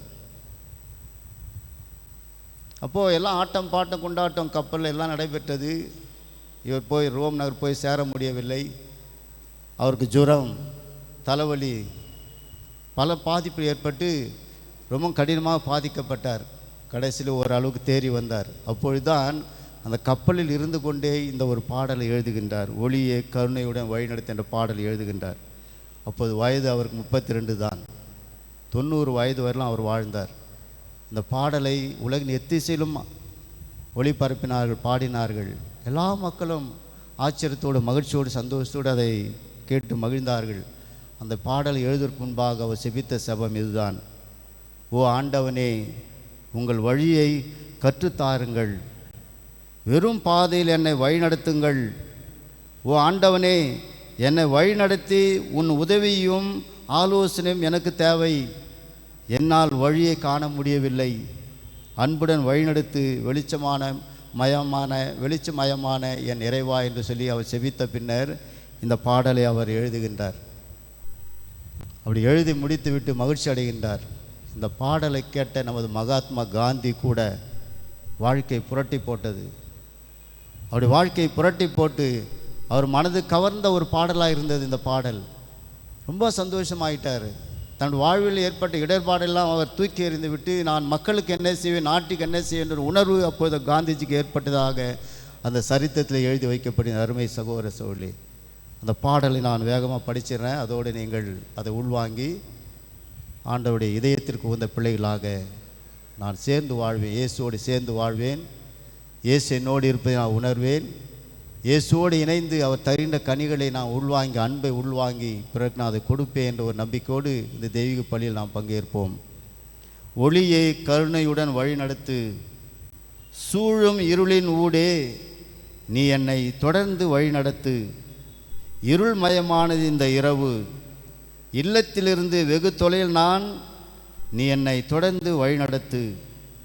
நீயே என் பாதம் பார்த்துக்கொள். தூரத்தில் இருக்கும் காட்சியை காண விரும்பி நான் கேட்கவில்லை, ஒரு தப்படி எனக்கு போதும். இதற்கு முன் நான் இப்படி இல்லை, என்னை வழிநடத்து என்று நான் பிரார்த்தித்ததில்லை, ஜெபம் செய்ததில்லை. நானே தேர்ந்தெடுத்து என் பாதையை பார்க்க விரும்பினேன். ஆனால் இன்று நீ என்னை தொடர்ந்து வழிநடத்து. பகட்டான நாளை நான் நேசித்தேன், பயங்களுக்கு பதிலாக ஆணவம் என்னில் குடியிருந்தது. கடந்த காலத்தை காணாதே, உன் சக்தியும் ஆசீர்வாதம் எனக்கு கிடைத்தால் நிச்சயம் அது என்னை வழிநடத்தும். புதர்கள், சகதி, பாறை, ஓடைகளை கடந்து இரவு கடக்கும் வரை காலையில் அந்த தேவதைகளின் புன்சிரிப்பு நீண்ட காலமாய் என் இதயம் கவர்ந்தது, இடையில் மறந்தது என்று அந்த பாடலை முடிக்கின்றார். இந்த பாடலை கேட்ட அநேக மக்கள் வாழ்விலே ஒரு புதிய திருப்பத்தை கண்டார்கள். துன்பத்தில் இருந்தவர்கள், துயரத்தில் இருந்தவர்கள், வேதனையில் இருந்தவர்கள், சோதனை இருந்தவர்கள் எல்லாருமே இந்த பாடலை பாடி பாடி ஒரு புதிய மாற்றத்தை உள்வாங்கினார்கள். அதுதான் நான் உங்களுக்கும் சொல்லுகின்றேன். கடவுளுடைய பிரசன்னத்தை உணருங்கள், அவரோடு சேர்ந்து பேசுங்கள். எந்த இடர்பாடு இருந்தாலும் அந்த இதயம் உங்களோடு பேசும். நீங்கள் அவரோடு பேசும்போது உங்களுடைய குடும்பம் ஒளிமயமாக மாறும் என்பதை உணர்ந்து நம்பிக்கையோடு ஒரு செகண்ட் அப்படியே கண்களை மூடி உங்களுடைய குடும்ப சூழ்நிலை எப்படி இருக்கின்றது, இயேசு என்னோடு இருப்பதை நான் உணர்கின்றேன் என்பதை கண்களை மூடி ஒரு நிமிடம் அப்படி பேசுங்க. அதன் பிறகு நாம் விசுவாச மன்றாட்டுக்கு செல்வோம்.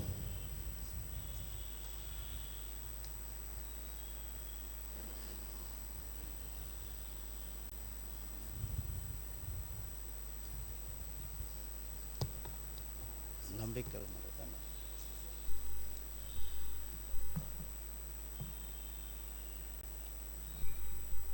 அனைவரும் எழுந்து இப்போது நமது நம்பிக்கையாளருடைய மன்றாட்டுக்கு எழுந்து நிற்போம்.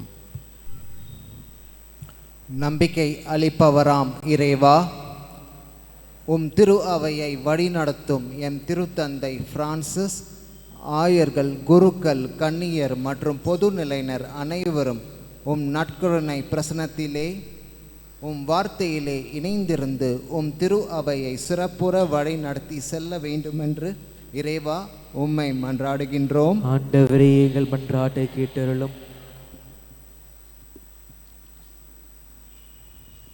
எங்கள் ஒப்பற்ற செல்வமாகிய இறைவா, உம்மை போற்றுகிறோம். அழிந்து போகும் பயனற்ற செல்வத்திற்காக உழைக்காமல் அழியாத வாழ்வு தரும் செல்வத்திற்காக உழைக்கவும் நீரே எம்மை ஒப்பற்ற செல்வமாயிருந்து எங்களுக்கு வரம் அருள வேண்டும் என்று இறைவா உம்மை மன்றாடுகின்றோம். ஆண்டவரே, எங்கள் மன்றாட்டை கேட்டருளும்.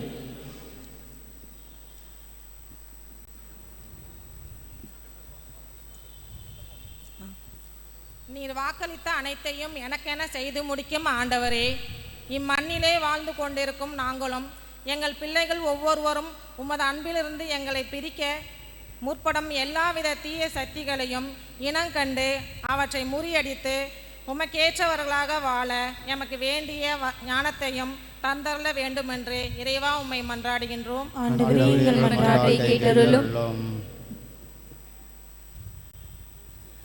மனநிறைவின் ஊற்றே எம் இறைவா, எவ்வகை பேராசைக்கும் இடங்கொடாத மனதை எனக்கு தந்தருளும்.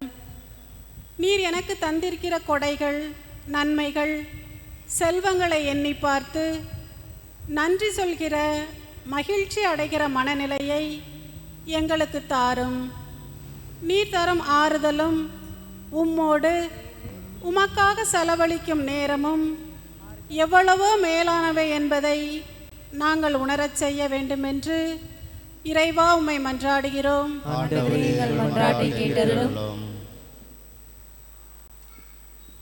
அன்பு தந்தை இறைவா, உமது அன்பையும் இரக்கத்தையும் பெற்று மகிழும் நாங்கள் அனைவரும் இவைகளை மற்றவர்களோடு பகிர்ந்து எங்கள் முழு இதயத்தோடும் முழு உள்ளத்தோடும் முழு ஆற்றலோடும் முழு மனதோடும் எம் கடவுளாகிய ஆண்டவர் உம்மிடம் அன்பு கொண்டு நீர் எம்மீது அன்பு கூறுவது போல் எமக்கு அளித்திருப்பு மீதும் அன்பு கூர்ந்து நாங்கள் உமது சாட்சிகளாய் வாக எமக்கு அருள வேண்டும் என்று இறைவா மன்றாகிறோம். நம்முடைய தனிப்பட்ட தேவைகளுக்காக மன்றாடுவோம். பங்கிற்காக, பங்கின் வளர்ச்சிக்காக, ஏழை எளிய மக்களுடைய வளர்ச்சிக்காக, நோயினால் பாதிக்கப்பட்டிருக்கின்றவர்கள், குறிப்பாக கேன்சர் நோய்,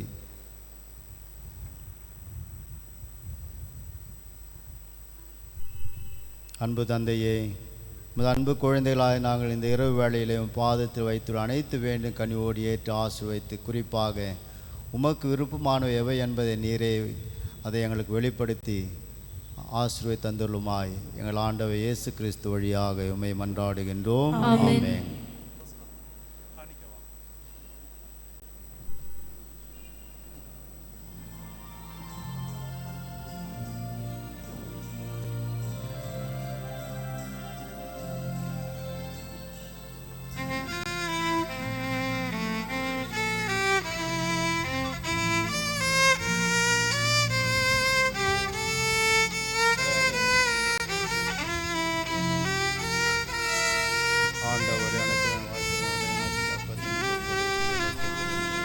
என்னை தந்தே நிறைவா என் எளிய காணிக்கையாக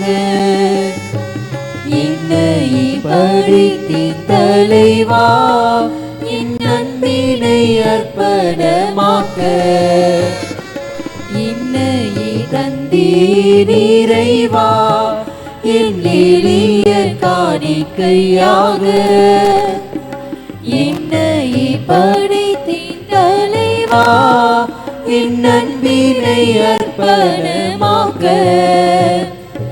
ஏற்றிடுவாய் இறைவா என்னை மாற்றிடுவாய் தலைவா ஏற்றிடுவாய் இறைவா என்னை மாற்றிடுவாய் தலைவா.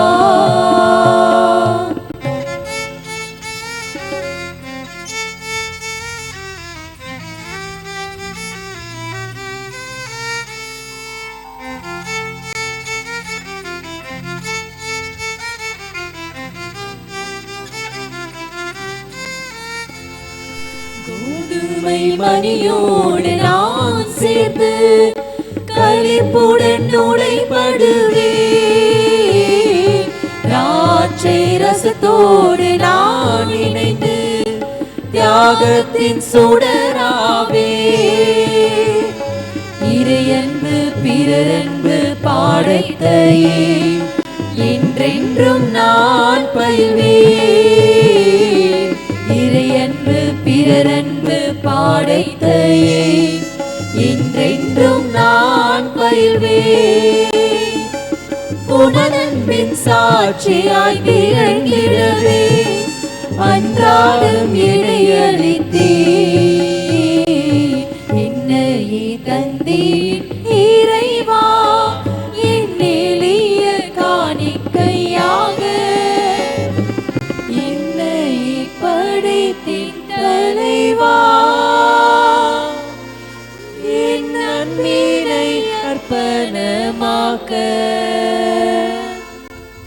என் அன்பு சகோதர சூழலே என்னுடையது உங்களுடையதுமான பலி எல்லாம் தந்தை இறைவனுக்கு ஏற்றதாமடி மன்றாடுவோம். ஆண்டவர் தமது பேரின் புகழ்ச்சிக்காகவும் ஆட்சிக்காகவும் நமது நன்மைக்காகவும் புனித திருவின் அனைத்து நலனுக்காகவும் உமது கையிலிருந்து பலியை ஏற்றுக்கொள்வாராக.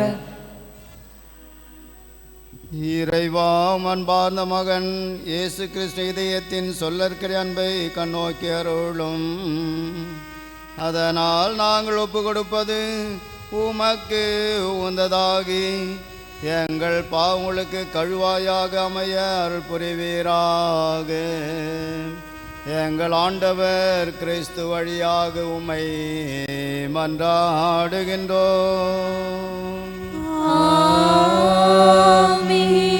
ஆண்டவர் உங்களோடு இருப்பாராக. ஆன்மாவோடும் இருப்பாராக. இதயங்களை மேலே எழுப்புங்கள். ஆண்டவரிடம் எழுப்பியுள்ளோம். நம் இறைவனாகிய ஆண்டவருக்கு நன்றி கூறுவோம். அது தகுதியும் நீதியும் ஆனதே. ஆண்டவரே பரிசுத்த தந்தையே என்றும் உள்ள எல்லாம் வல்ல இறைவா எங்கள் ஆண்டவர் கிறிஸ்து வழியாக எந்நாளும் எவ்விடத்தினாலும் நன்றி செலுத்துவது மெய்யாகவே தகுதியும் நீதியும் ஆகும். எங்கள் கடமையும் மீட்புக்குரிய செயலுமாகும். சிலுவையில் உயர்த்தப்பட்ட கிறிஸ்து வியப்புக்குரிய அன்பினால் தம்மையே எமக்காக கையளித்தார். குத்தி திறக்கப்பட்ட விழாவிலிருந்து இரத்தமும் தண்ணீரும் வழிந்தோட செய்தார். இதிலிருந்து திரு அவையின் அருளடையாளங்கள் வெளிப்பட்டன. இவ்வாறு மீட்பரின் திறந்த இதயத்துடன் அனைவரும் ஈர்க்க பெறவும் மீட்பு அளிக்கும் ஊற்றுகளிலிருந்து மகிழ்ச்சி முகந்து கொள்ளவும் செய்தருளினார். ஆகவே புனித வானத்து அனைவரோடும் சேர்ந்து நாங்கள் உம்மை புகழ்ந்து முடிவென்றே பாடுவதாவது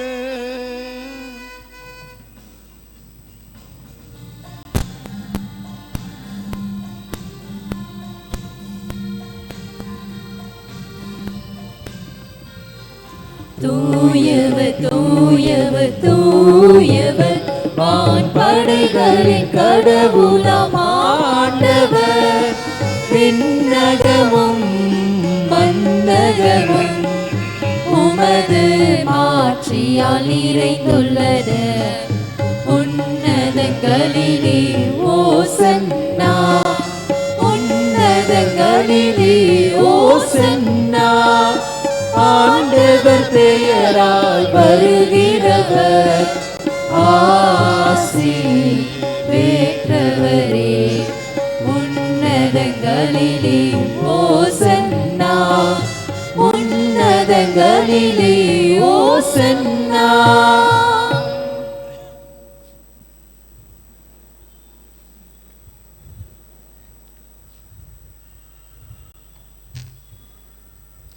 ஆண்டவரே, நேர்மையாகவே தூயவர், தூய்மை அனைத்துக்கும் ஊற்று. ஆகவே உம்முடைய ஆவியை பொழிந்து இக்காணிக்கைகளை தூய்மைப்படுத்தமை வேண்டுகின்றோம். இவ்வாறு எங்கள் ஆண்டவர் இயேசு கிறிஸ்துவின் உடலும் இரத்தமுமாக எங்களுக்கு இவை மாறுவனவாக. அவர் பாடுபட உளம் கனிந்து தம்மை கையளித்த போது அப்பத்தை எடுத்து நன்றி செலுத்தி அதை பிட்டு தம் சீடர்களுக்கு அளித்து அவர் கூறியதாவது: அனைவரும் இதிலிருந்து பெற்று உண்ணுங்கள், ஏனெனில் இது உங்களுக்காக கையளிக்கப்படும் என் உடல்.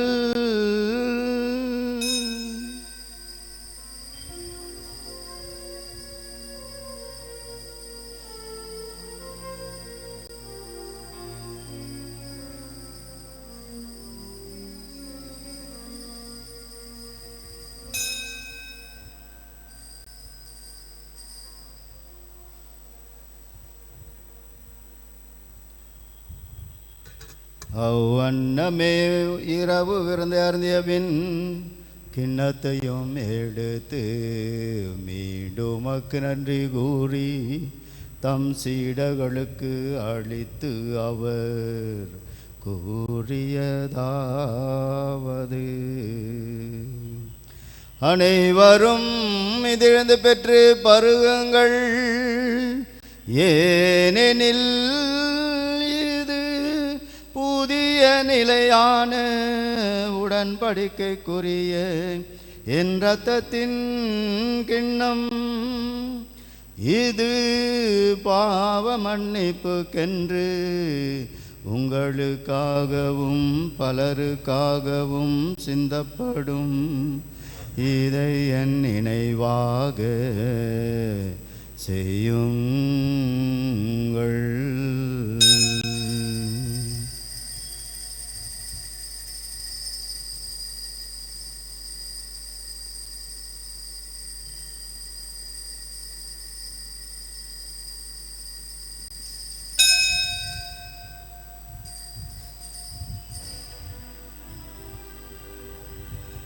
நம்பிக்கையின் மறைபொருள்.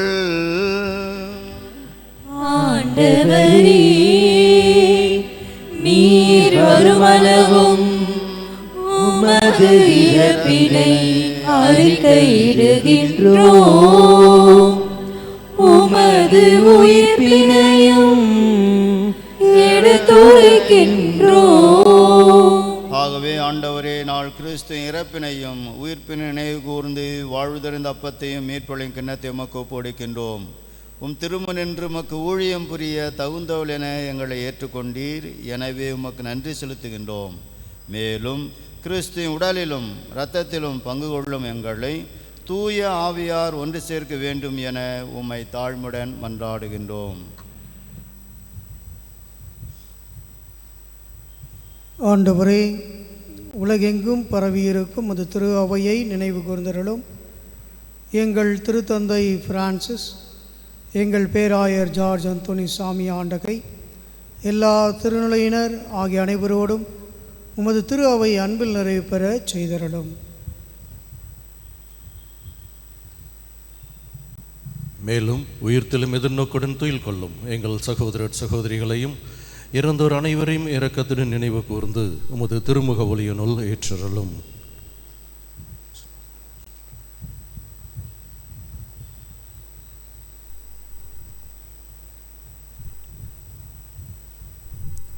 எங்கள் அனைவர் மீதும் இரக்கமாயிரும். கடவுளின் கன்னித்தாயான புனித மரியா, அவருடைய கணவரான புனித யோசேப்பு, புனித திருத்தூதர்கள், இவ்வுலகில் முக்குகந்தவராய் இருந்தோர் ஆகிய புனிதர் அனைவருடனும் நாங்கள் நிலைவாழ்வில் பங்கு கொள்ளும் தகுதி பெற்று உம் திருமகன் இயேசு கிறிஸ்து வழியாக உம்மை புகழ்ந்தேத்தும் வரமருள உம்மை மன்றாடுகின்றோம்.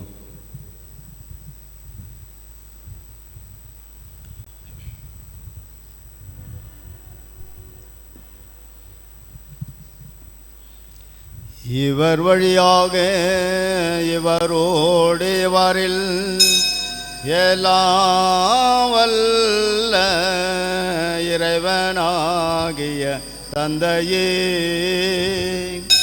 தூய ஆவியாரின் ஒன்றிப்பில் எல்லா புகழும் ஆட்சியும் என்றென்றும் உமக்கே உரியதே. ஆமென். ஆமென். ஆமென். இயேசு ஆண்டவர் நம்ம கற்றுக் கொடுத்த சிறந்த ஜபத்தை அனைவரும் ஒன்று சேர்ந்து சொல்வோம். விண்ணுள் இருக்கின்ற எங்கள் தந்தையே, உமது பெயர் தூயதென போற்ற பெருக, உமது ஆட்சி வருக, உமது திருவுளம் விண்ணுலகில் நிறைவேறுவது போல மண்ணுலகிலும் நிறைவேறுக. எங்கள் அன்றாட உணவை இன்று எங்களுக்கு தாரும். எங்களுக்கு எதிராக குற்றம் செய்வோரை நாங்கள் மன்னிப்பது போல எங்கள் குற்றங்களை மன்னியும். எங்களை சோதனைக்குட்படுத்தாதேயும், தீமையிலிருந்து விடுவித்தருளும். ஆண்டவரே, தீமைகள் அனைத்திலிருந்தும் எங்களை விடுவித்து எங்கள் வாழ்நாளின் நிறைவான அமைதியை கனிவுடன் அருளவி மன்றாடுகின்றோம். உமது இரக்கத்தின் உதவியால் நாங்கள் எல்லா விதமான பாவக் கரைகளில் இருந்து எப்பொழுதும் விடுதலை பெற்று யாதொரு கலக்கமுமின்றி நலமாய் மகிழ்வாய் என்றும் வாழ்வோமாக. நாங்கள் எதிர்நோக்கி இருக்கும் பேரின்பத்துக்காகவும் எம் மீட்பராகிய இயேசு கிறிஸ்துவின் வருகைக்காகவும் காத்திருக்கின்றோம். ஆட்சியும் வல்லமையும் ஆட்சியும் என்றென்றும் உமதே. ஆண்டவரே இயேசு கிறிஸ்துவே, அமைதியை உங்களுக்கு விட்டு செல்கின்றேன், என் அமைதியையே உங்களுக்கு அளிக்கின்றேன் என்று உம் திருத்தூதர்களுக்கு மொழிந்தீரேன். எங்களுடைய குறைகள், குற்றங்கள், பலவீனங்கள், பாவக்கரைகளை எல்லாம் பாராமல் உமது தெய்வீக திரு அவையின் நம்பிக்கையை கண்ணோக்கி உமது திருவுளத்திற்கு ஏற்ப அதற்கு ஒற்றுமையும் மகிழ்ச்சியும் அமைதியும் ஆரோக்கியத்தையும் அளித்தல்வீராக. என்றென்றும் வாழ்ந்து ஆட்சி செய்கின்றவர் நீரே. ஆண்டவருடைய அருளும் அமைதியும் உங்களோடு என்றும் இருப்பதாக. கிறிஸ்து வழங்கும் மகிழ்ச்சியின் சமாதானத்தை நாம் ஒருவரோடு ஒரு பகிர்ந்து கொள்வோம். சமாதானம்.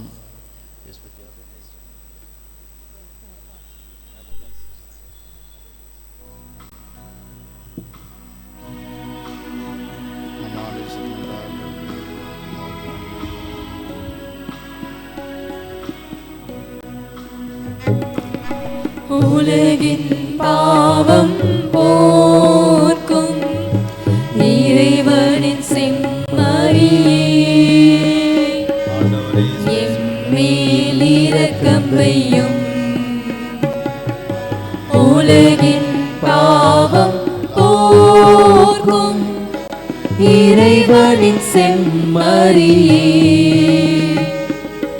எம்மேல் இரக்கம் வையும். உலகின் பாவம் போக்கும் இறைவனின் செம்மறியே, எமக்கு அமைதி அருளும். இதோ இறைவனை செம்மறி, இவரே உலகின் பாவங்களை போக்கின்றவர். செம்மறின் விருந்துக்கு அழைக்கப்பட்டுள்ள நாம் அனைவரும் பேறு பெற்றோர். ஆண்டவரே, நீர் என்னிடத்தில் எழுந்தருள நான் தகுதியற்றவன். ஆனால் ஒரு வார்த்தை மட்டும் சொல்லியருளும், எனது ஆன்மா நலமடையும். கிறிஸ்துவின் திருவுடலும் இரத்தமும் நம்மை பாதுகாத்து நிலை வாழ்வு அளிப்பதாக. ஆமென். ஆமென்.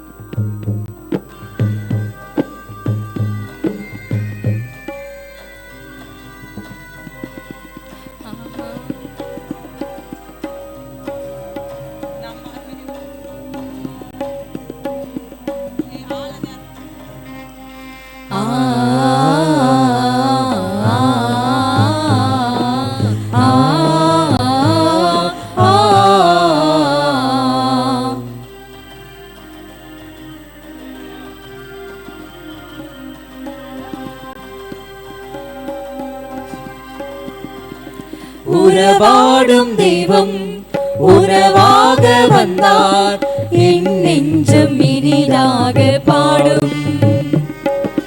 கார்மீகம் காணும் மயிலாக நானும், என் வாழ்வில் ஆனந்த ராகம். உணவாய் வந்த தெய்வம், என் உள்ளம் கவர்ந்த தெய்வம், உள்ளம் கவர்ந்த தெய்வம், என் உறவாய் வந்த தெய்வம், உறவாய் வந்த தெய்வம், என் உள்ளம் கவர்ந்த தெய்வம், உள்ளம் கவர்ந்த தெய்வம், என் உறவாய் வந்த தெய்வம். உறவாடும் தெய்வம் உறவாக வந்தார்.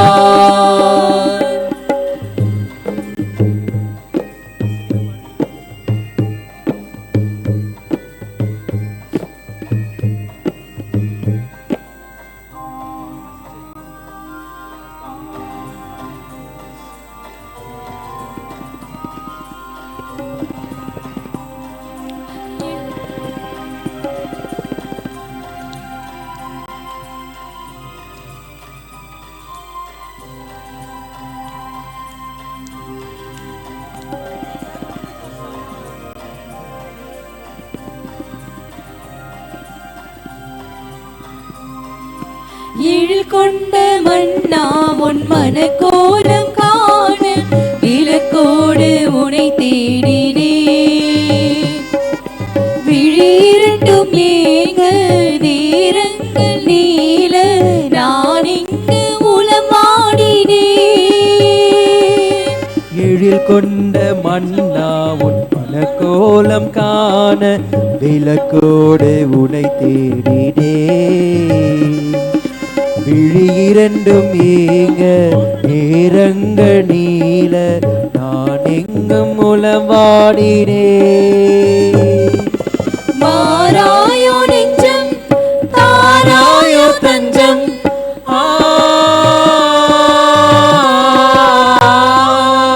மாறாயோ நெஞ்சம் தாராயோ தஞ்சம், உனக்காக நான் வாழ்கிறேன்.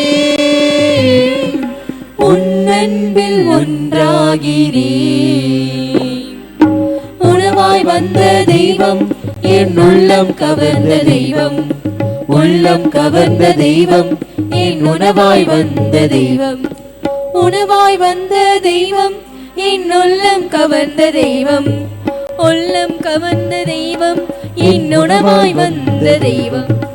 உறவாடும் தெய்வம் உணவாக வந்தார்.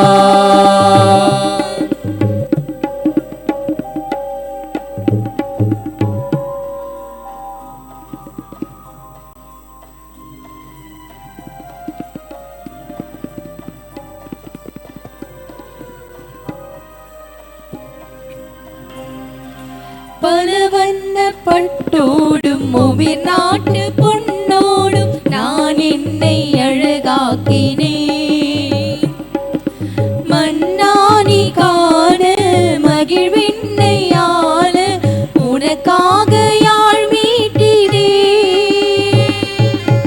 பல வண்ண பட்டோடு மூவி நாட்டு பொன்னோடு நான் என்னை அழகாகினேன்.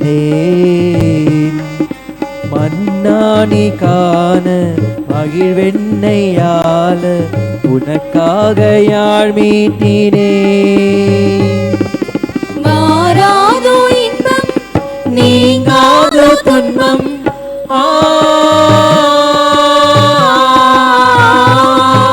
மாறாதோ இன்பம் நீங்காதோ துன்பம் உன் மாண்பு நிறைவானது உன் மாட்சி நிலையானது. உறவாய் வந்த தெய்வம் என் உள்ளம் கவர்ந்த தெய்வம், உள்ளம் கவர்ந்த தெய்வம் என் உணவாய் வந்த தெய்வம், உணவாய் வந்த தெய்வம் என் உள்ளம் கவர்ந்த தெய்வம், உள்ளம் கவர்ந்த தெய்வம் என் உணவாய் வந்த தெய்வம். உறவாடும் தெய்வம் உணவாக வந்தார்.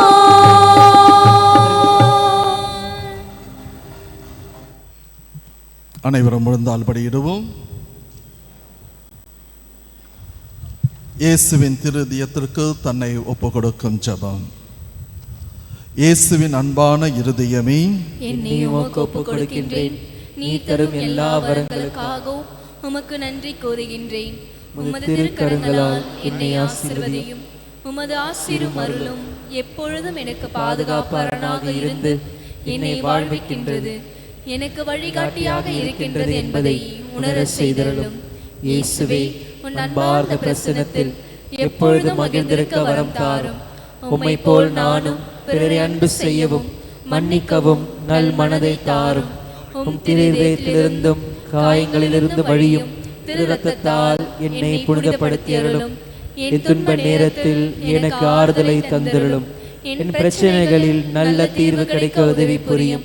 என் உள்ளத்திற்கு சமாதானத்தை தாரும். என்னை சேர்ந்த அனைவரையும் உமது ஆசிரால் நிரப்பும்.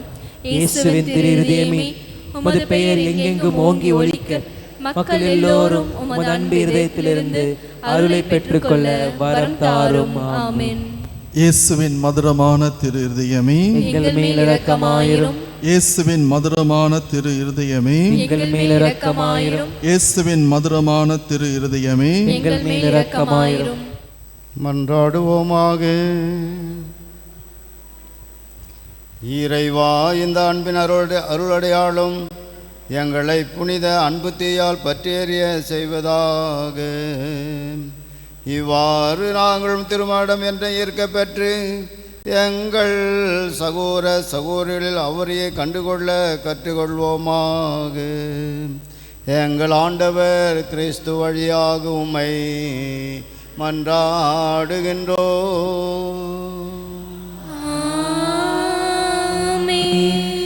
ஆண்டவர் உங்களோடு இருப்பாராக. உம் ஆன்மாவோடும் இருப்பாராக.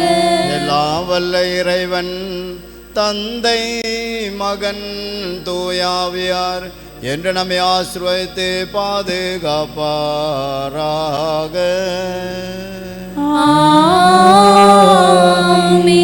சென்று வாழ்வோம். திருப்பலி நிறைவேறிற்று. இறைவனுக்கு நன்றி. அன்பார்ந்த சகோதர சோழி, இந்த தினம் கொடியேற்றி முடிந்து விட்டது. ஆனால் தொடர்ந்து வருகின்ற நாட்களில் நீங்கள் முழுமையாக பங்கேற்று கடைசி நாள் திருப்பலியின் வழியாக இறை கொடைகளை இறை ஆசனைகள் நிறைவாக பெற்றுக்கொள்ள வேண்டும் என்றால் தொடர்ந்து வர வேண்டும். அதுதான் நல்லது. இந்த நாளை வெகு சிறப்பாக அருத்தந்தை அவர்கள் ஏற்பாடு செய்து இந்த விழாவினை சிறப்பித்து கொண்டிருக்கின்றார்.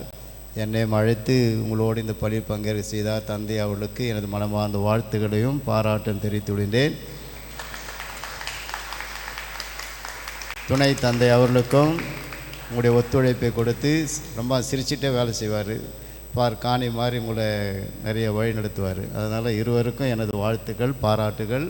தொடர்ந்து எனக்காக செய்வீங்கள். நானும் உங்களுக்காக சபை செய்கின்றேன். ஏனென்றால் பொதுநிலையினுடைய ஒரு அங்கத்தினுடைய உறுப்பினராக நானும் இருக்கிறேன் என்பதை உணர்ந்து தினமும் எனக்காக ஜெபம் பண்ணுங்கள், நானும் உங்களுக்காக ஜெபம் பண்ணுறேன். பிரச்சனை எதுவும் வந்தாங்க 2 பேரும் சந்திப்போம். சரியா? ஓகேவா? ஓகே. அனைவருக்கும் வாழ்த்துக்கள், பாராட்டுகள். நன்றி.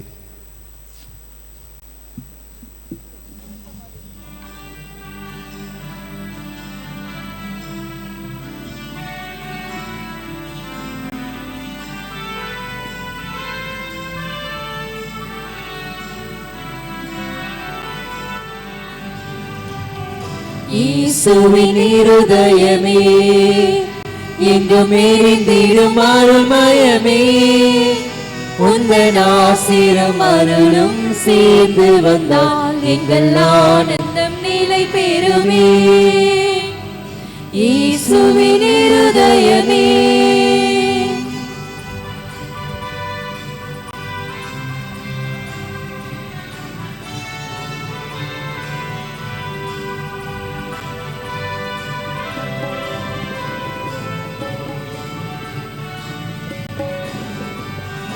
இறைவனுக்கு இதயம் உண்டு அந்த இதயத்தில் இரக்கம் உண்டு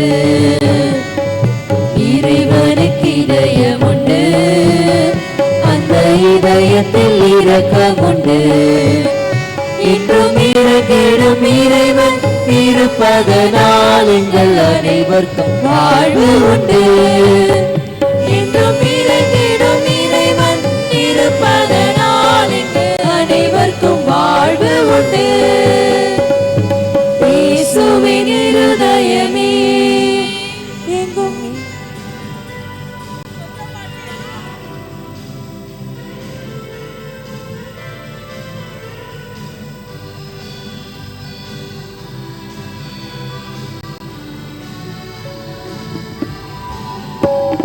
கடவுளின் கருணையுண்டு அந்த கருணைக்கு உருவம் உண்டு கடவுளின் கருணையுண்டு அந்த கருணைக்கு உருவம் உண்டு அவர் உருவத்தில் உதித்தெழும் உயிரதனால் எங்கள் உள்ளத்தில் உவகை உண்டு அவர் உருவத்தில் உதித்தெழும் உயிரதனால் எங்கள் உள்ளத்தில் உவகை உண்டு